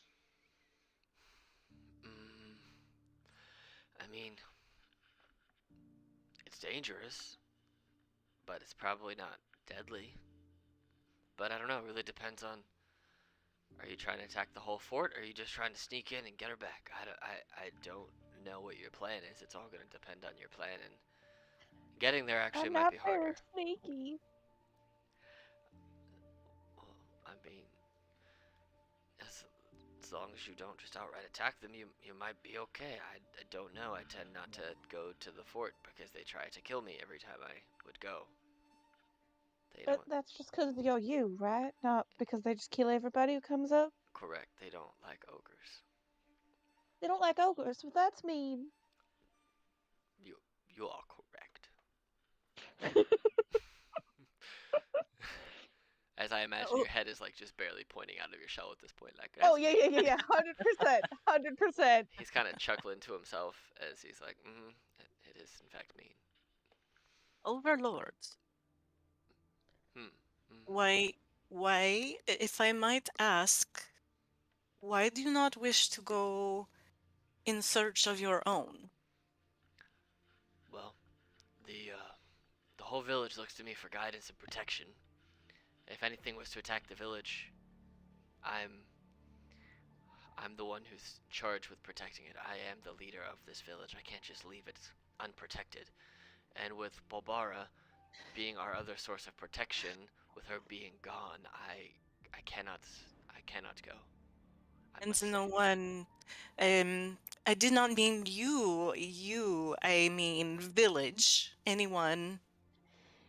Balbara is your only fighter?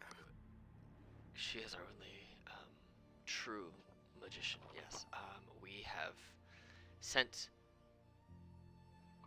those to the fort to rescue her, but they have been unsuccessful. They have either had to run for their lives or lost their lives in fighting the fort, as I said. Mm. They are not fans of people who look like, well, us, of the goblinoid ilk. And so you do know she is in the fort, not lost before the fort. That would be our best bet. She regularly goes out and scours the marsh for ingredients, and even if she's lost, she always makes her way home. She's never gone looking for ingredients and then never returned. And with us seeing or having reports of patrols from the Empire from the fort, it would only make sense that they took her.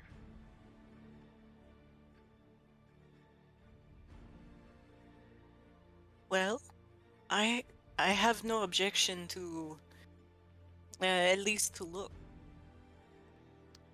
Excellent. That makes two. How about the other two? Are you up to the job? I mean, I don't think I really will be much help. I'm probably better if I just stay here. If it's 3 days, you say 3 days, Mm. we will need food. Oh, that's fine. No, I'm looking at Oh. Oh no. Uh, We will need food. Well, I mean, sure, but I mean, you know how to. You can bring some snacks or something. You know, I do not cook. You know, I burned the water when you asked me to boil it. Well, that's just silly. You can't burn water. I did though burn the water. I thought you were an air genasi, not a fire genasi. Well, maybe if I were fire genasi, I would not have burned the water. I would know how to boil it. Well, I probably won't come into the fort with you, but I'll follow you. I'm It's not gonna be fine. any help with anything sneaky. It's I'm fine. not very good at sneaking. We may not go in. We may just look. I know that me, for one, I would love to try your cooking. Seems to be that you're pretty passionate about it. I mean, I do try. I'd love to open a bakery someday, but it's hard to do that on the road. I understand. well, I can tell you that 50 gold goes a long way to opening a bakery. You know, my hero, he had his bakery with his friends. It was. I'd like to be just like him someday. Traveling In the baker. having a bakering part. So traveling baker could make good money.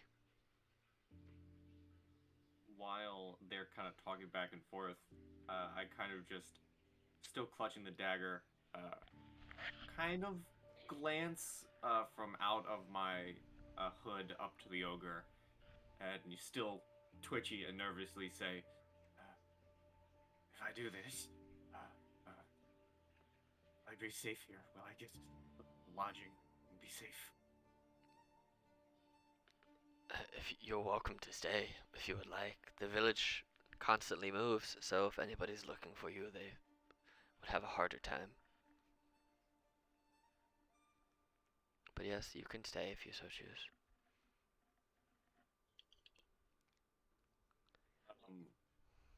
Kind of peeking back down from his hood back to the table, kind of just pushes himself out of a chair and just says, "Well, if you'll excuse me, I'll be outside." And he kind of gets up and walks outside. I take that's a yes. You should go to walk away. Yes. Excellent. Well, again, my end of the deal is you return, you'll get premium weapons and 200 gold pieces. As long as you bring Bulbara from her kidnappers. Does Must she be alive? Yes. Preferably. What if she was already dead before we got there? Then I expect you to provide retribution. Oh. That seems a different job to me. If she's dead and you have to provide retribution, I will adjust the compensation. Fair? This seems fair. Yes. My hope Do is that you- that does not have to happen. Well, of course we wish that as well. But It'd be better if everybody was alive. yes, but I like to think of all the possibilities. Yes. Yes. Just don't go talking about that second possibility out in the open. That could cause a riot. We don't need that. Ah. This village, this city, does it move very, very, very far? You can move wherever we want it to move. But I we think also she meant don't how have to. quickly does it move. Fairly slowly. Maybe a couple miles a day. We can probably push faster if we really wanted to, but Well, I just if when we come back. Oh my god, is Odo seasick on this turtle? no. I only just had this thought. No. It Move is a couple miles a day. yeah, it is not moving the same as a boat. Great. Okay, cool. Not a Continuing camel. on. It's not a camel. we can Is- stay here until you return. We don't need to move. We just can. I see. I just know if we had a idea of where you go, moving is no problem. Well, I can actually send with you, and he kind of snaps his big, meaty sausage-like fingers, and this larger hobgoblin walks in. Goes, I can send with you one of our best scouts, Morgid. He always knows how to find us. Morgid? Is he more good than the other scouts? And Morgid kind of laughs, and he goes, You're the first outsider to make that joke. Yes, he's excellent. And this is acceptable. Alright, well, I recommend you go, if you're looking for better gear to equip yourself, we have a blacksmith, a quartermaster, and a weaponsmith. If you're looking for ammo and traps and adventuring gear, tools, or weapons. If not, then Morgan can lead the way.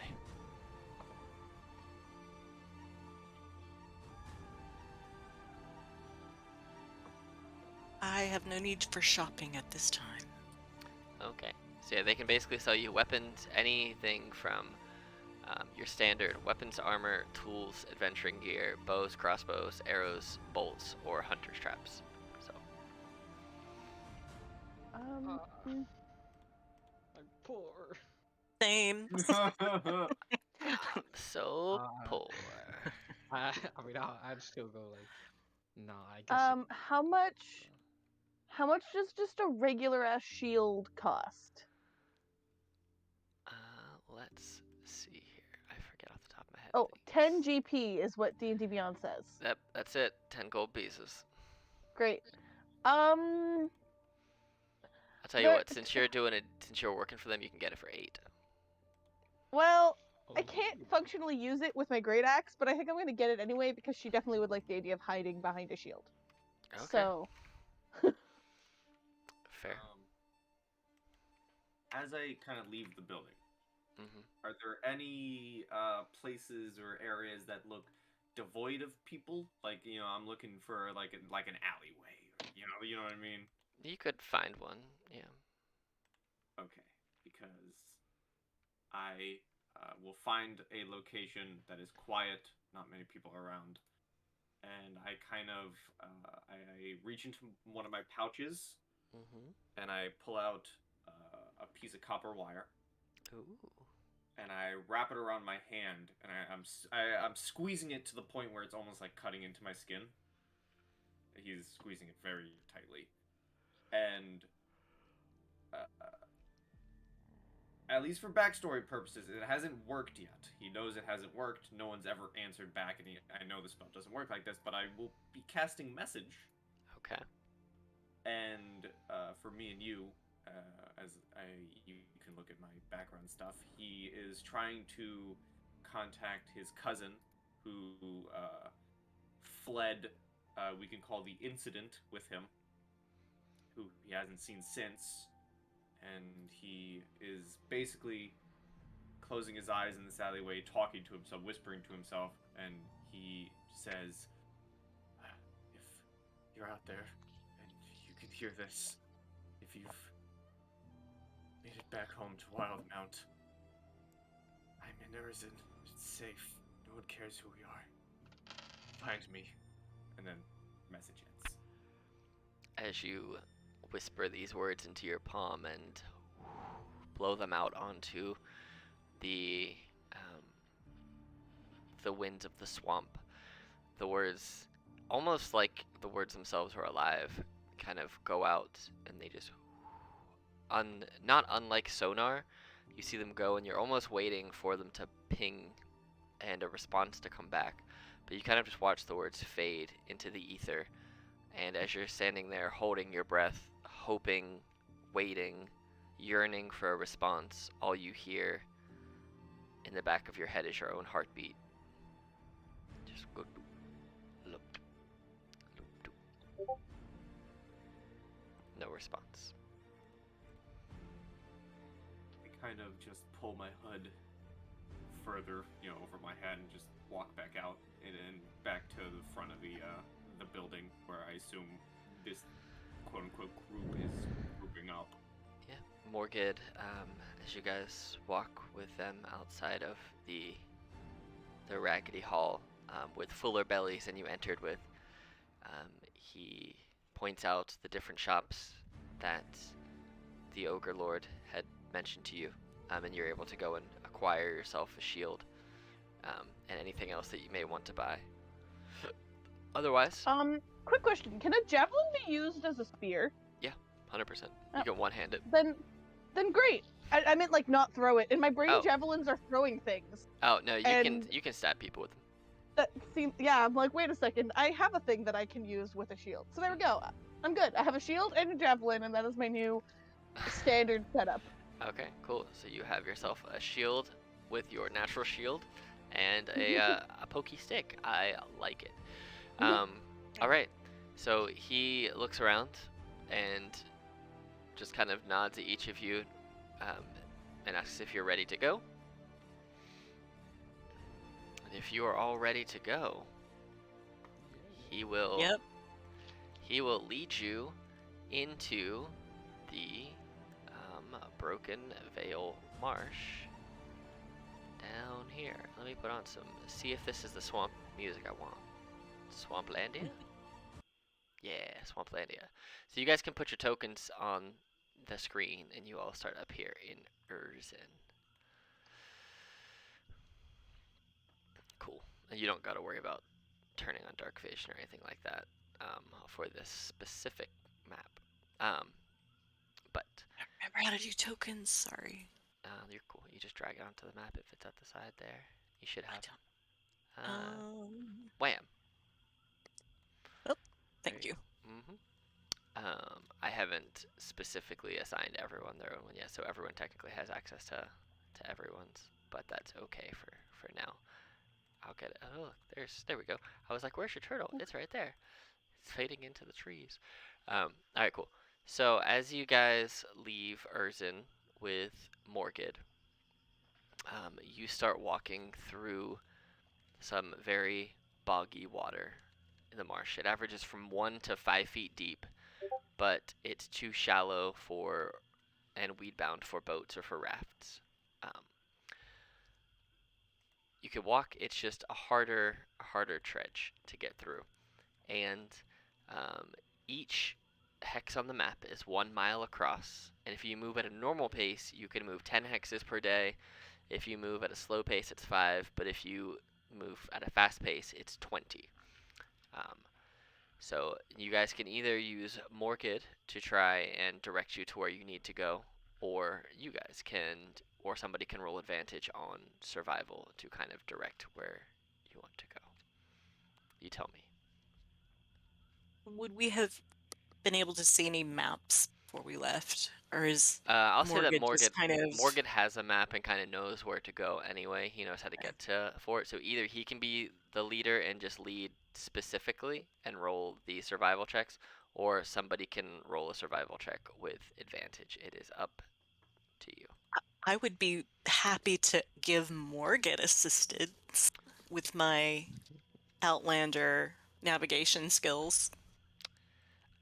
Okay, I will let you do that if you 100% want to. That is 100% okay with me. Morgan, looking kind of tired, is gonna try and direct where you guys are going. Well, I mean, if he's tired. With his +0, he managed to roll a 17. All right. So you tell me which direction you guys want to go.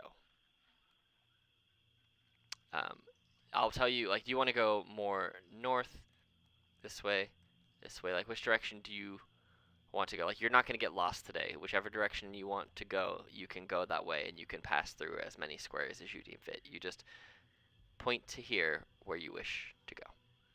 The direction you wish to get to Fort Venture, which, looking on a map, you know is all the way over here. So you can take whatever path you want. You just tell me which way you want to go. Sorry, where is it again? Over here. Okay. I mean, without knowing a ton about the terrain or the area, or like what other potential scary things there might be along the way, I feel like Ono would just be on, what everyone else says. Okay. Is there a route that isn't necessarily the shortest, like, actual distance-wise, but has maybe terrain that isn't quite as mucky, so that we could move faster?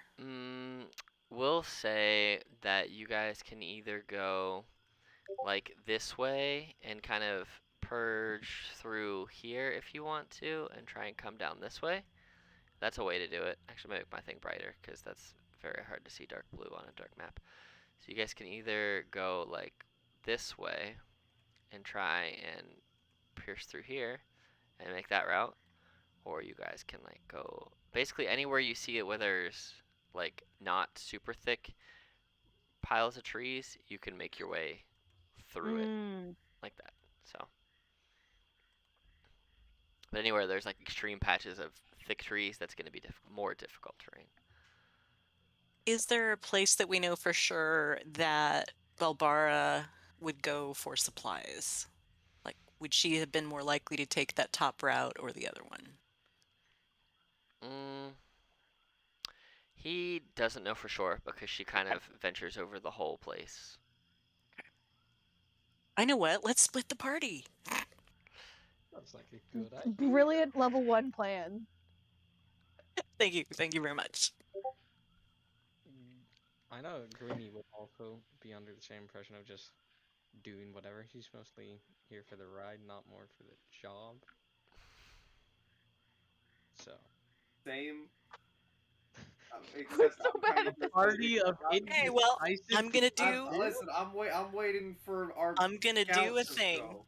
I'm gonna do a thing. Hang on. To be fair, the guy literally gave us a scout to lead us. It would be unwise to Right. not follow us. As you get out and you see that you guys are kind of talking to Morgan, and he's just talking to you kind of about it. He kind of murmurs, "The Marsh loves outlanders like you, loves to gobble 'em up, bones and all. But were you not, my friends, Morgan will lead the way. Maybe 3 days of swamp to sift through till we reach Fort Venture, and then it's your time to shine." You see that he shoves the map back into his belt. Insight check? Go for it. Because that, I mean, that's a little, He's a creepy, yeah. creepy man. Yeah, can I do am an insight too? checking Sure, y'all can in do. particular to see about this if you weren't my friend business. I'm my Full insight's trust like, you. yeah, can I trust you? You guys are getting a vibe that Morgan doesn't necessarily care about you all, and Uh-huh. he's only doing it because he was told to. Uh-huh. And as you are kind of insight checking and kind of figuring out that he's not maybe all that he's like cracked up to be, he just starts walking into the bog briskly, motioning for you to Okay. follow him, but he just starts going. I'm not 100% sure how I feel about that guy, but I don't really know what to do with that information. I think we need to be wary of all the dangers of the swamp. You know what? I'm pretty good at being wary. All right. So as you guys are, which way do you want? So basically, if you want to follow him, I'm gonna roll a d4, and it will determine which direction this way that you guys end up going, like up this way, Okay. or like south. So Yeah, let's follow him. all right, I'll roll a d4. So basically, 1 will be this way, 2 will be this way, 3 will be this way, and 4 will be this way. Let's see where he takes you to.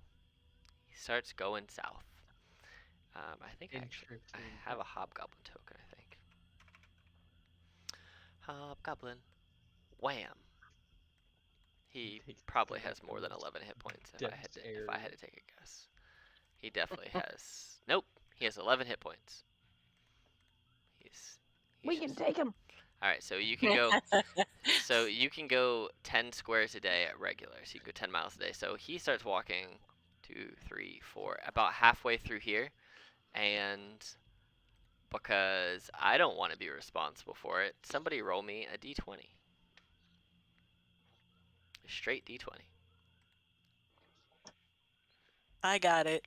Nope. Greenie's got it. You guys are making your way down through the Take him away. the thick boggy marsh, and nice, and it's getting thicker. The terrain is getting harder, and he doesn't seem to really care. Doesn't seem like he's actively going the direction he pointed on the map. He's just kind of wandering.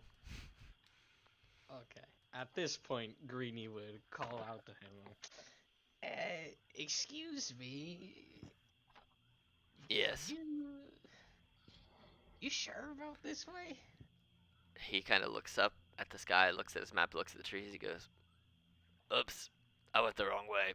Hat, it happens. Let's go this way."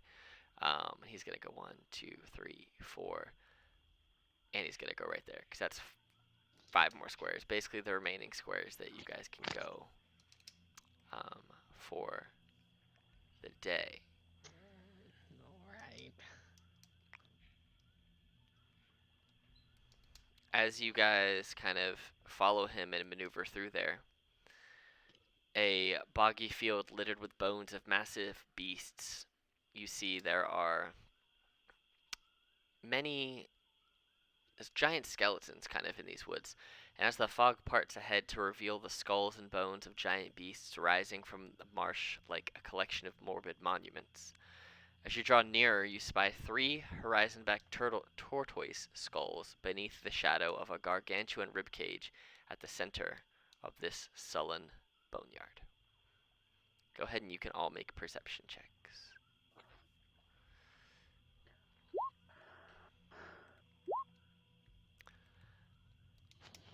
Okay, so you guys are far enough away as you notice it. I will say that Naf and Greenie and Carrie, you see there are 7 lizard people there that kind of are sleeping, or one of them is chanting. Oh God. I'm gonna roll a d20 and see what happens here. 7. So the one that's chanting doesn't see any of you, but you do see that 4 of them wake up and seem to travel. he like yells at them as he's chanting, and 4 of them wake up and kind of disperse out into the woods like they're gonna go hunting. So it's now just 2 lizard folk who are kind of just standing watch and him chanting in the boneyard. What do you do? I want to know what Morgan does.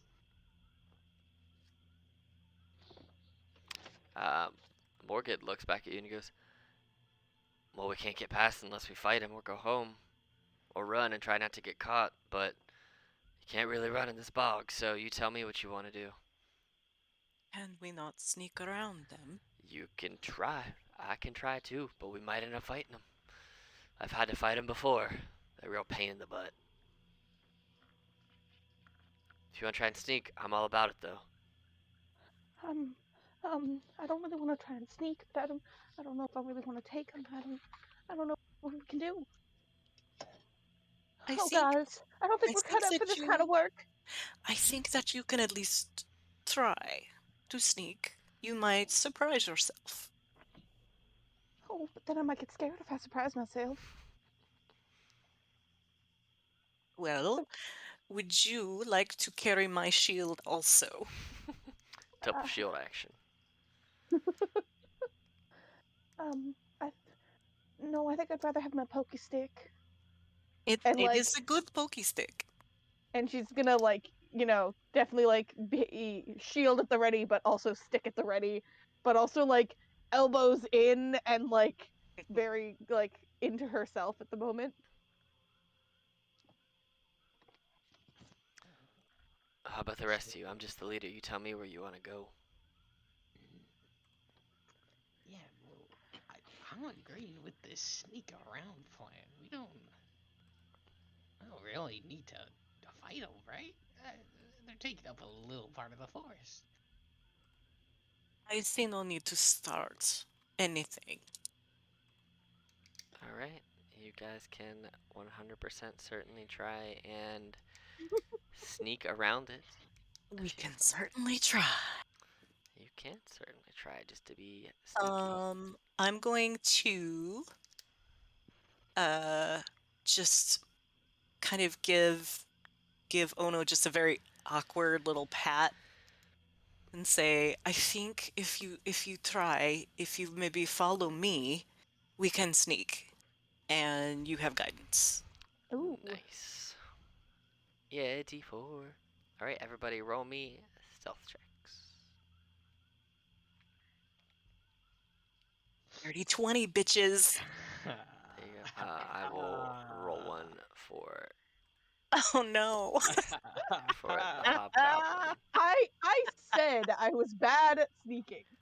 Sure, you did. I want that on the record. Luckily, the problem is that I was so though, stealthy you couldn't follow me. 3 of you all passed, so it is a group pass. Whew. Oh.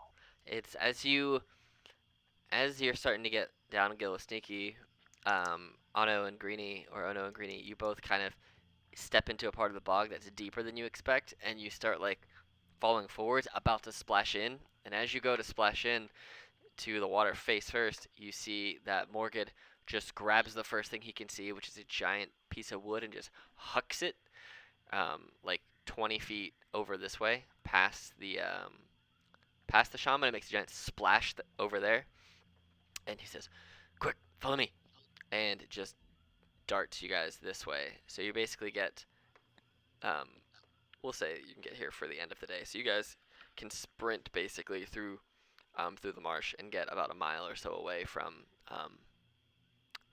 the bone counters. And he's panting. He's like, okay, right. So we can't go that way.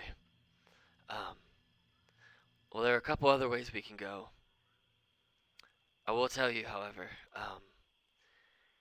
it depends what you want. There's some tower not too far away that I guess a magician used to live in. So there could be stuff there. I don't know. I've been in there a couple times, but there's spiders there. But I don't like spiders. But there could be some cool stuff there. I don't know. I've heard that there's a few treasure chests in there, but I have no interest in magical person treasure stuff. I'm just a guide, and I'm just here to protect my Do you think village. you have books? Maybe, Maybe some cookbooks? maybe. But I also know that if we go the other way, um, there is the home of bullywugs. You know, the frog people. So, take your chances with a village of frog people, or an old busted up Well, mage tower, probably with spiders. I mean, are the spiders just regular small spiders, and are the billywigs mean or not nice? Well, if you try, Because I think those make very different decisions, don't they? uh, yeah, but if you go anywhere near the bullywugs, they tend to try and eat things that are smaller than them. So, Are we bigger than them? I don't know if I've met a billywug. Maybe she has. I don't know. they're like adult human-sized frog people. Oh, maybe the spiders. Do you mean these places to stay or to pass through? To pass through. Those are the two ways to get to where we need to go. That we gotta pass through one of them. The woods otherwise are too thick to get through. So, I could we decide in the morning? absolutely, we can rest here for the night. We're safe. So you guys can take a long rest if you wish. Oh yeah. All Are we right. doing watches? Are you? I think yes, mainly over, Morgan, but Okay, that's I fine. would like to take the middle watch and cast a star chart while I'm doing it. Perfect. Okay. All right. Who wants to take the first and third watch, if any? I want to take the third watch so that I can also make breakfast. All right. Cool. Anybody want to take the first watch? I can take the first watch. Okay. So, go ahead and make me a perception check. 16. As you are sitting up and watching, keeping an eye out overnight, nothing really goes on. You hear frogs off in the distance, you hear swamp bugs and creatures, and the occasional splash, but it doesn't sound like anything big. It sounds like it's probably like a water snake or a frog jumping into the water, or just stuff that lives out here that comes out at night. You recognize it as that. So, but your watch goes by uneventful otherwise. Okay. All right. Ooh, with an uneventful watch. As you go to sleep and wake up, Carrie, go ahead and start on your star chart, and then go ahead and roll for me a perception check. Okie dokie.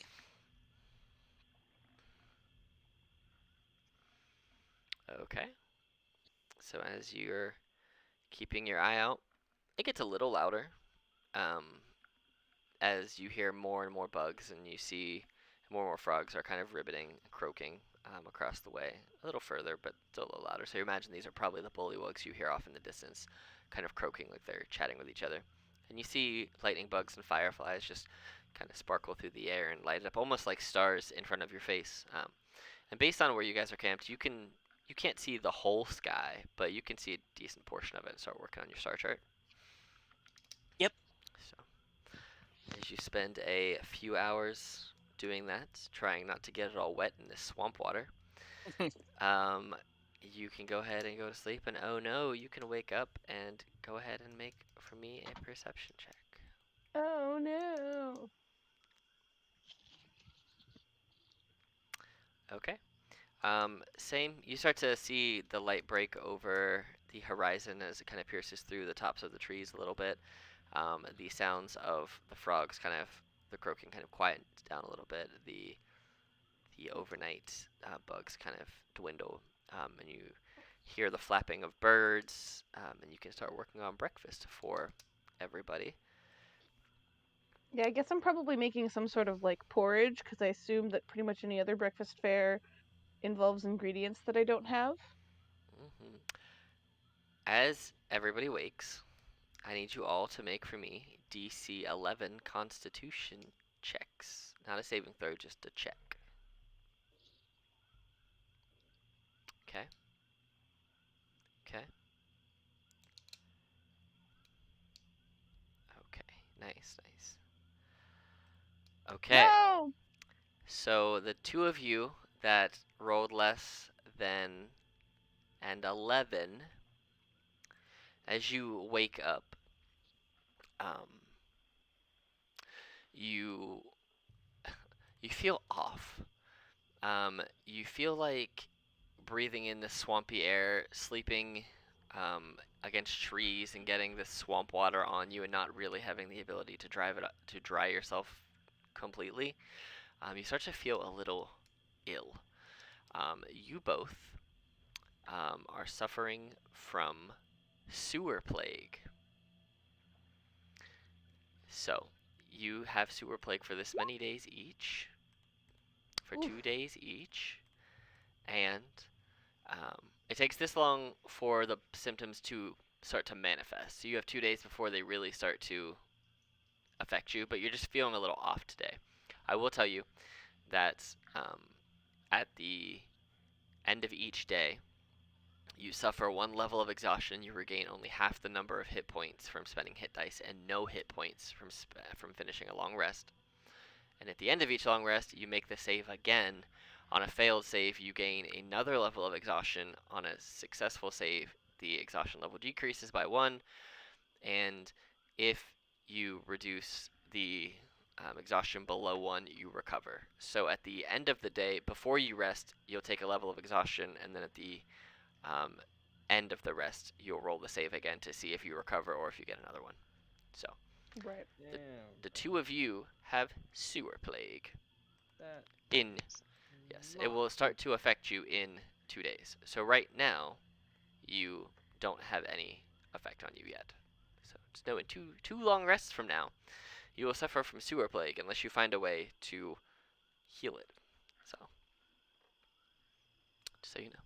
But yeah, you guys wake up feeling fairly refreshed, a little not great, the two of you. And I'm gonna roll a d20, and this will determine how well your navigation goes. For actually, I'm gonna make Well, a I survival check. I do have a little something to tell the group while you do that. Do it. If you will allow, I spoke with the stars in the night, and they do not always speak back clearly, but I find that Raifilwir, the prophet, ruled by Erastus, is in the house of Kasar, the phoenix, and the prophet, when this constellation is in with Kasar, it means that your way is thinking, thinking for job.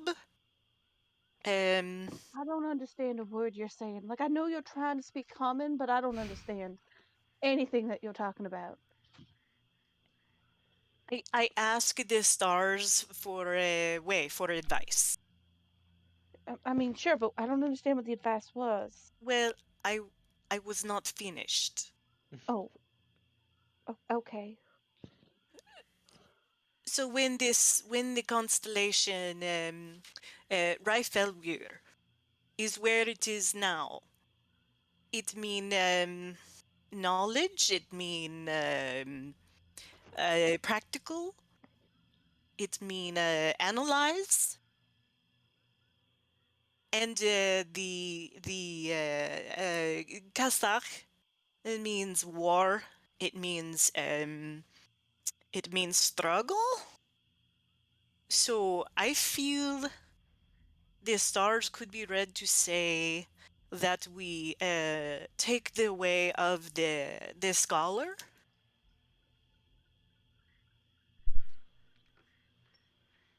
So perhaps we go by the tower instead of fight the bullywug.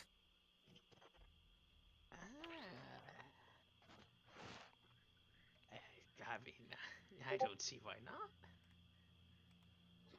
I mean, if it means if no one has any other better ideas, I don't see why not either.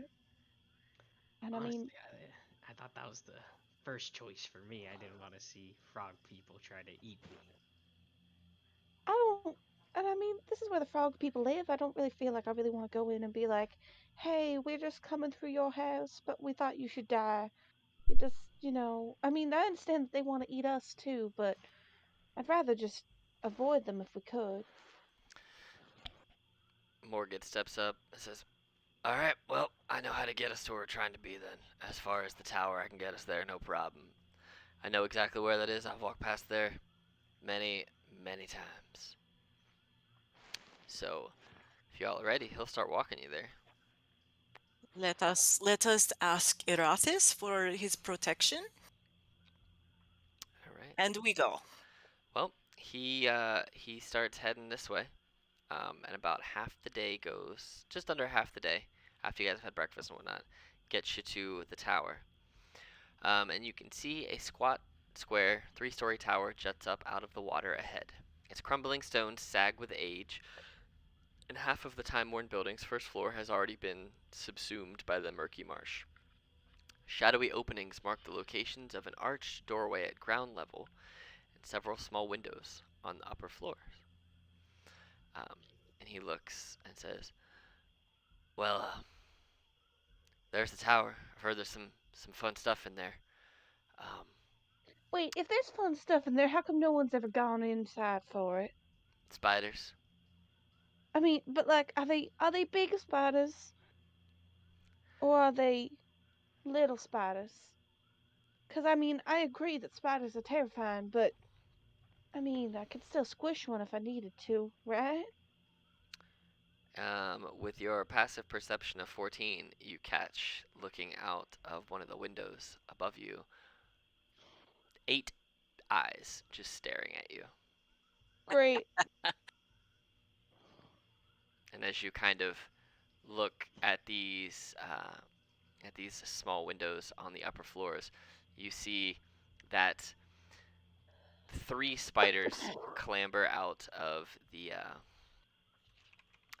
windows, and 3 giant spiders climb out. They're not this big. That is abnormally huge.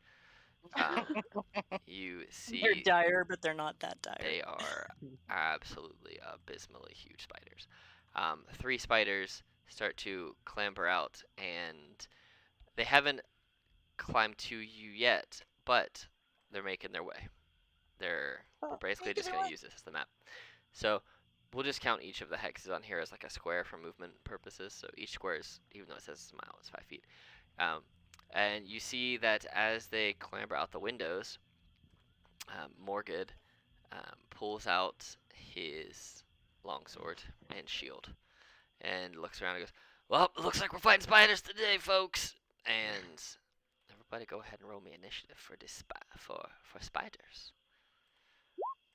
And while that's happening, I'm gonna give you one of these. You shall not pass. Nice, nice, nice. Oh, give me this. Eat. Eat.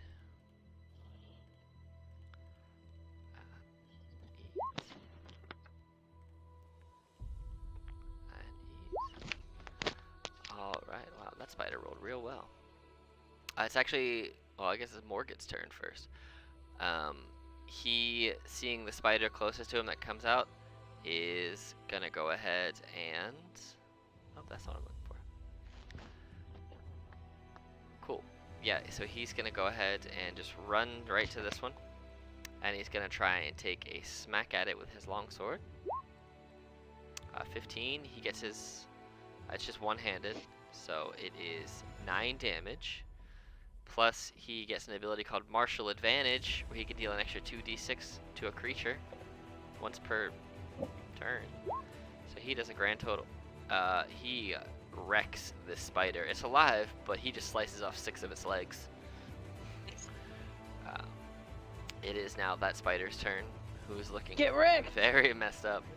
He's just gonna try and bite him. It misses. It goes to bite down on him and misses. This other giant spider sees what's happening and is gonna try and shoot a web at this person over here, this big green dragony guy. So I need you. Oh, let's see. It's a +5 to hit. Does a 19 hit you? Yeah. All right. So you don't actually take any damage. You are just restrained. That's the HP of the webbing. So just so you know. So you are considered restrained by spiderweb. And now it is Nap's turn. So I actually got a 16 and I forgot how to put it into the turn order. Sorry. You are good. Did it not add you in here at all? No, Oh. probably because I did it wrong.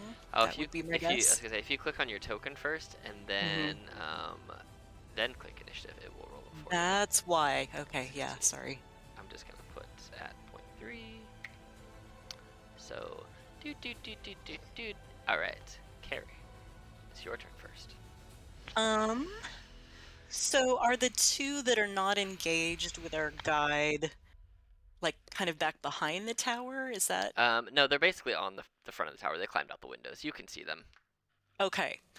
I'm gonna go ahead and let's see. Am I within? All of these are basically 5-foot squares at this point. So, Okay, yeah, so you just have to count them. But yeah, you're all probably within range. okay. I'm just gonna get up enough so that if I can do that. If I can get up enough so that I'm not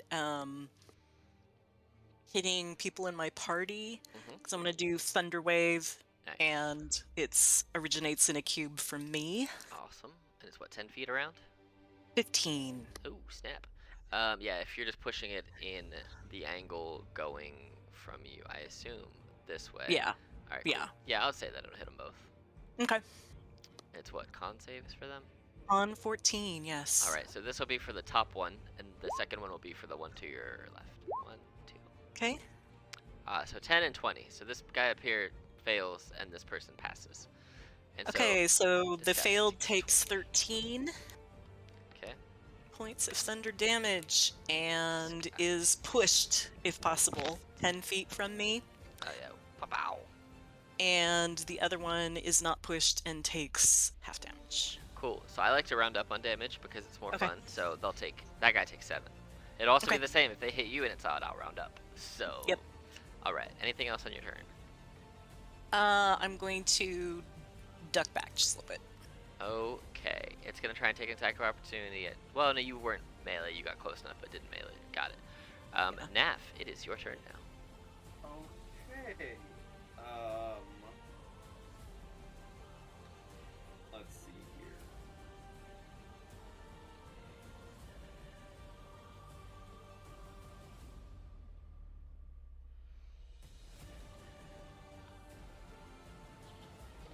All right. As he stands there and he sees the spiders coming out, he's conflicted.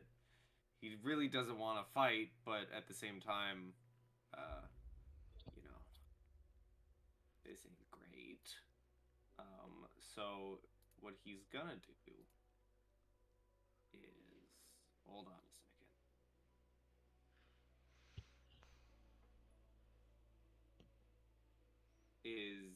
He is going to, he's gonna, as a bonus action, he's gonna just drain himself a little bit of 2 damage.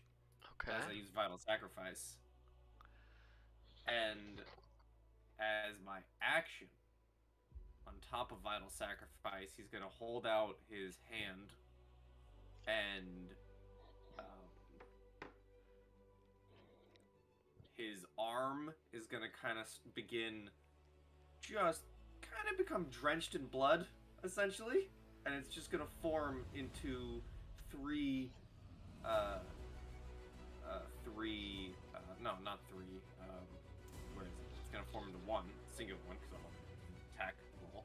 It's gonna form into one singular kind of red hot, flaming streak of blood, and it's gonna go towards this one. Okay. So, blam! 12 unfortunately misses Well, as your blast of blood goes flying by and hits the spider, but doesn't seem to have the impact you're looking for. and as I do that, I am immediately looking to everyone else, looking for reactions, because I don't. It's been a long time since I've used my abilities, There you go. and I just back it. All right. Oh no, it's your turn. I think Ono it gets a bit of a Hulk moment as she's like about to shit her pants, and then she's like, no, I'm not gonna shit my pants. I'm going to get angry, and she's gonna use her bonus action to do a rage. Nice. Am I this far away from everybody else? It's yeah. Well, I'd say you're probably like right there. Or actually, no, Okay, you're probably cool. honestly with the groups. You're probably right there. Yeah. Okay. And each of those is it's a mile square, so it's basically 5 feet. So if it's Yeah. a 6, it's 30 feet. Yeah. So this one here. Oh, sorry, I can't ping. This one here is the one that's mostly wrecked, right? Yeah. He's real wrecked. This feels like such a waste to go for the one that's wrecked, but You would get advantage on flanking if you went down to wreck. That's what I'm thinking, right? Do it. Okay, I'm gonna come down here Yeah. and Roll me that attack. okay, is there a way on Yes, you hold shift, D&D it'll Beyond? turn green, and you click it. And What? disadvantage Oh my is God. control, and it will go red. Oh It's my the same God, with the all skill world checks too. is- And anything. Okay, this is gonna be with my pokey stick. Oh shit, did I not? You can also No, I turn need on, javelin. you can also turn on rage damage if you hit the Beyond 20 red button and scroll down a little bit. There is a option for turn on rage damage, and it'll automatically apply it. Oh damn! Oh damn, this is too complicated. Also my javelin isn't showing up as a weapon I can use. Did you So- equip it? You know what? Probably did not. Inventory, javelin. There we go. Okay. And then how did you say I turn on rage damage? If mean, you, if you click on the red button above that says Beyond 20, it's above your Wisdom and Intelligence scores right there. If you click on it, and then it'll basically give you an option that says Barbarian Raging, where in rage you're raging ARG. You click on that, and it will. You are raging R. Yep. Mm-hmm. That's it. You click on that, and it will just add the rage damage. There you go, 20. And then just click on Javelin, and it will roll the damage for you.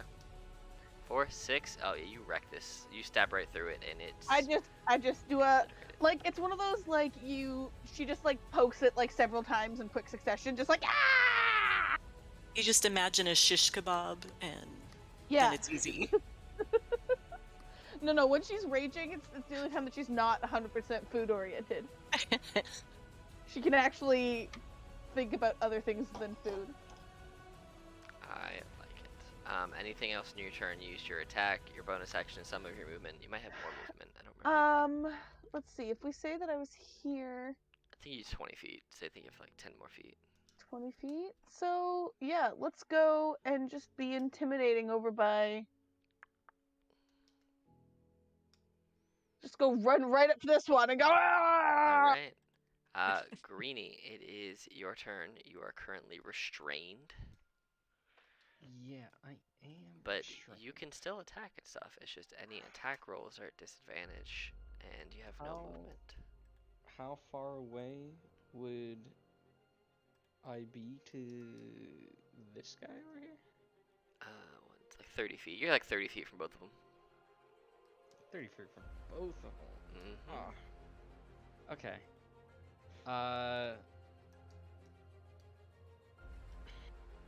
I'm just gonna cast Vicious Mockery on the guy over here. Wisdom save. Yeah. What I'm gonna do is 6. Oh, as Ono runs up to this spider, I'm gonna sort of do this snap of my fingers, and when the spider turns to look at Ono, the floor sort of becomes wavy under it, and it sort of seems like it's losing its footing. I'll say right now, I'm more of an illusionist bard, but Okay. yeah. nice. All right. All right. So, do you want to do anything with your bonus action? Do you have anything to do with it right now? Okay. All right. So it's this other giant spider's turn. Well, it doesn't want to die, and it's close. I'm gonna roll a d20. See if it's higher, it's gonna run away. It's gonna run away. It doesn't. It's not trying to die today. It's trying to live. You see this spider just skitter, skitter away. All right. It's Hobgoblin's turn. It's gonna just walk over here and try and do what you did. It's gonna try and attack at advantage and try and get you. 14 just hits it for 3 damage, plus its martial advantage of 9. 12. It's still alive, but it has less legs now. It sees 2 people around it and it doesn't really know what to do, so it's gonna go. Well, you try to intimidate it, it tried to attack it. I'm gonna roll a d4. 1 to 2 is him, 3 and 4 is you. Alright, he's getting this straight up attacked with a bite. For a natural 1. Oh, He goes to bite down, and it's not so much that he misses, it's as he goes to bite down, you see the Hobgoblin, Morgan, take a shield and slam it in the jaws, like just turn it sideways and slam it in the jaws of the spider, and you see the fangs dripping with poisonous venom, just seeping it onto the shield, but not getting anywhere with it. It's your turn now, Carrie.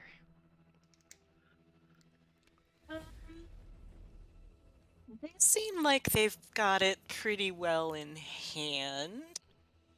I think I will turn to Greenie and notice that he's got all this webbing, and take my quarterstaff off my back and start like kind of prying it through to get the webbing off of him. Alright, roll me a quarterstaff attack, because it does have Okay. an AC and HP. Yeah, and I'm actually doing that two-handed. Alright, So here is my to hit. you hit. It has an AC of 10. It's got 5 HP. You just rip the webbing off of Greenie's legs. And you are no longer restrained by webbing. You have remnants of it on you, but that's not enough that Yeah. it's like sticking you to the ground anymore. And then I will just look around and say, they seem fine. Are you two all right? I'm all good. Don't need to worry about me. Alright, are you moving anywhere? Do anything with a bonus action? I think maybe I will move just up a little bit. Okay. Just see, in case backup needs to happen here, but Alright. Naf, you see one spider take off into the trees and skitter away, and this other spider's got a hurt putting on it. Okay, I'm gonna try the same thing. Okay. Now that everyone's attention is kind of away and onto the spider, up it goes. Good. Yeah, that hits. And does the damage from the bolt before carry over until you hit? Hold on. The blood boom lasts for an hour Oh, until okay. it's used. Okay. So, alongside the 3 fire damage from my burning blood, when I hit with an attack or spell, I also deal an additional 9 necrotic damage. You damn. see this like very, very burning red bolt of what looks like fire, but more globulally and almost more moist. It just hits it and explodes over it, and it's almost like the spider had a bludgeoning wound that opened up, as it just seems to be covered in blood, but the blood then begins to burn through the spider, just melting it into a carapace of nothing. And that is the end of the spiders. I then immediately kind of cover my arm back up into my cloak. All right. That just basically come right over my shoulder. Mm-hmm. Huh. Just whew. Huh. I will block that. Morgid walks over and goes, "Well, you guys are more capable than I thought. That's probably it for the spiders in the tower. If it ran away, then I don't imagine there's more in there. But I'm gonna stay out here and keep guard. If you guys want to go and investigate, be my guest. But I'm staying out here." Okay, coming out of a rage happens within a round if you don't attack, or Yeah, is it within... it's within if you. So 2 basically, rounds? if you don't attack or be attacked within, Or choose to end it. or you can choose Yeah, to end you it. can Yeah. choose. So She's not gonna choose to end it, but like within 6 seconds of indecision, her rage ends. She realizes what the fuck just happened, gets terrified, and pops into her shell and rolls onto her back, and just oh no, oh no, oh no, oh no, oh no, oh no, oh no. Again. funny. So I'm going to let's see if this will work. Without really even thinking about it, I'm gonna cast Gust Mhm. and just see if I can catch the corner of her shell to flip her back over. And while I'm doing that, I'm gonna look at Morgid and just say, you know, you almost seem disappointed that we are capable.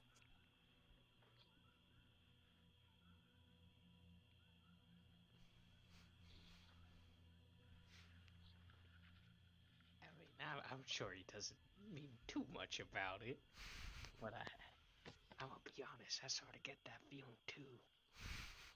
Yes, it is curious. Is there a weight limit to the gust spell? Um, Because if it's just like a small gust to of wind, push a medium or smaller creature, they must succeed on a strength saving throw. oh, okay. Well, I'll say, go ahead and make a strength saving throw there. Oh no, to see if you just turn yourself over without knowing you're getting assistance. You failed. So you flip yourself over. Yeah, basically that's what happens is you manage to flip yourself over. There you go.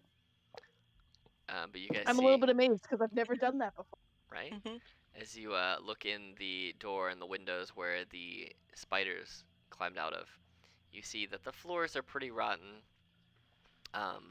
But go ahead and whoever's looking deeper in the windows and kind of staring, because there's not much light in here, so it's kind of darker. Anyone who's going in and looking around can go ahead and make perception checks for me. I would love to. Okay. And if it is dark, I would light a torch. Sounds good. Ooh. All right. Okay, just the two of you going in? Mm-hmm. All right. So as you guys walk in, you see that with your higher perception check, the first thing you see is that the shadowy third floor of the tower, so basically the second, because the first floor is sunken into the ground at this point. So the top floor is covered with the rotting husks of swamp vermin and birds, and you also notice the remains of 2 dead Kryn Dynasty soldiers webbed to the walls. The only reason you believe them to be Kryn Dynasty is because they still have some, like, their flesh is a little darker and they have the elvish ears, so they look very much like the drow who led you to Urzin. this web to the walls. So you imagine they were probably food for the spiders. And there may have been more spiders, but as of right now, you saw all the ones that were there. And as you are looking at these bodies, you almost trip over a chest as you are walking through this watery floor, the bottom floor. Naf, you hit this chest, and as you kind of pointed out, you both turn to look at it. You can see that there is a big lock on it, but it is definitely rusted. Can I try to bust open the lock? Yeah. Like, just, like, smash it? Yes, you can. Go ahead and give me a. I'll say give me. You can either do a strength check, an athletics, or an attack roll, whatever you want to do. I guess I'll do athletics because that's the same as doing a weapon attack. So with a 9, you go to slam onto it, but even though it's rusty, it's still a pretty sturdy lock. Cool. I like shake my hand and I'm like, ow.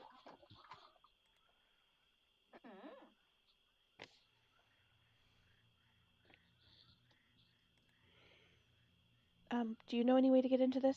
That's sort of all I got.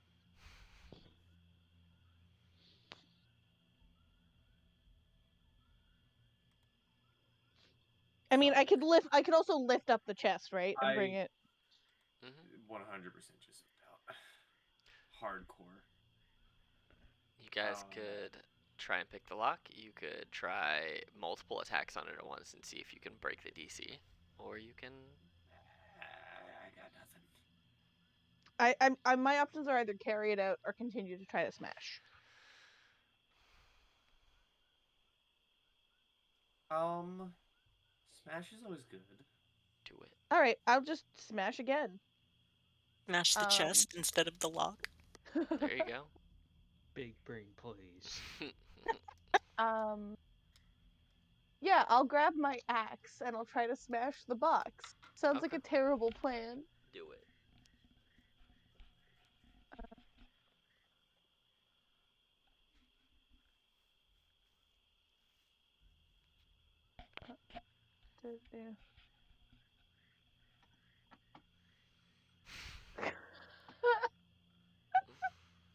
Anybody want to assist in any way?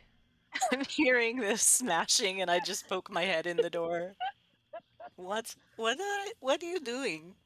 I mean, I will say every time you hit it, to hit it only is an AC of 8. Every time you hit it, the DC does go down because you're wearing the box out, but you haven't cleared it yet. I'm just trying to get into the box, but I don't have the key. Actually, is the key around here? Did we even... No, it's kind of rusted and broken. I don't know. I think I'll come over and I will I think that your axe, it is strong enough if you try one more time. You have guidance. So I pat your shoulder awkwardly again. Sure, you can roll, yep, and then roll your d4 on top of it. Hey, so with your 2 hits, you dropped the DC from 20 to 18, and you got 19. So as you finally feel like you know where to hit this time, and as you kind of spin the axe in your hand and clamp it twice, pull it directly over your head and just come down, you split the lock into multiple pieces. Nice. And as you see the lock fall away, you open the chest, and it's a lot bigger on the inside than it looked. It looks like it had been TARDIS box. Right. It had been enchanted with some type of magical storage spell. That looks like it affects this specifically, but now that you've opened it and broken the lock, it's probably not as in good shape as it once was. You see that inside is a normal longsword, a silver ring, a large selections of books and scrolls that seem to have water damage somehow. It looks like there may have been a leak in this chest somehow, somewhere, that has let water seep through. A set of pipes of haunting carved from moorbounder bones, and a suit of elven chainmail. So, I mean, I don't know if this ring is just a regular ring or not, but I actually almost bought a sword when we were back in town, and I didn't. If nobody needs a, I mean, if someone else wants it, they can totally have it. But if nobody did want it, I'd like the shiny sword.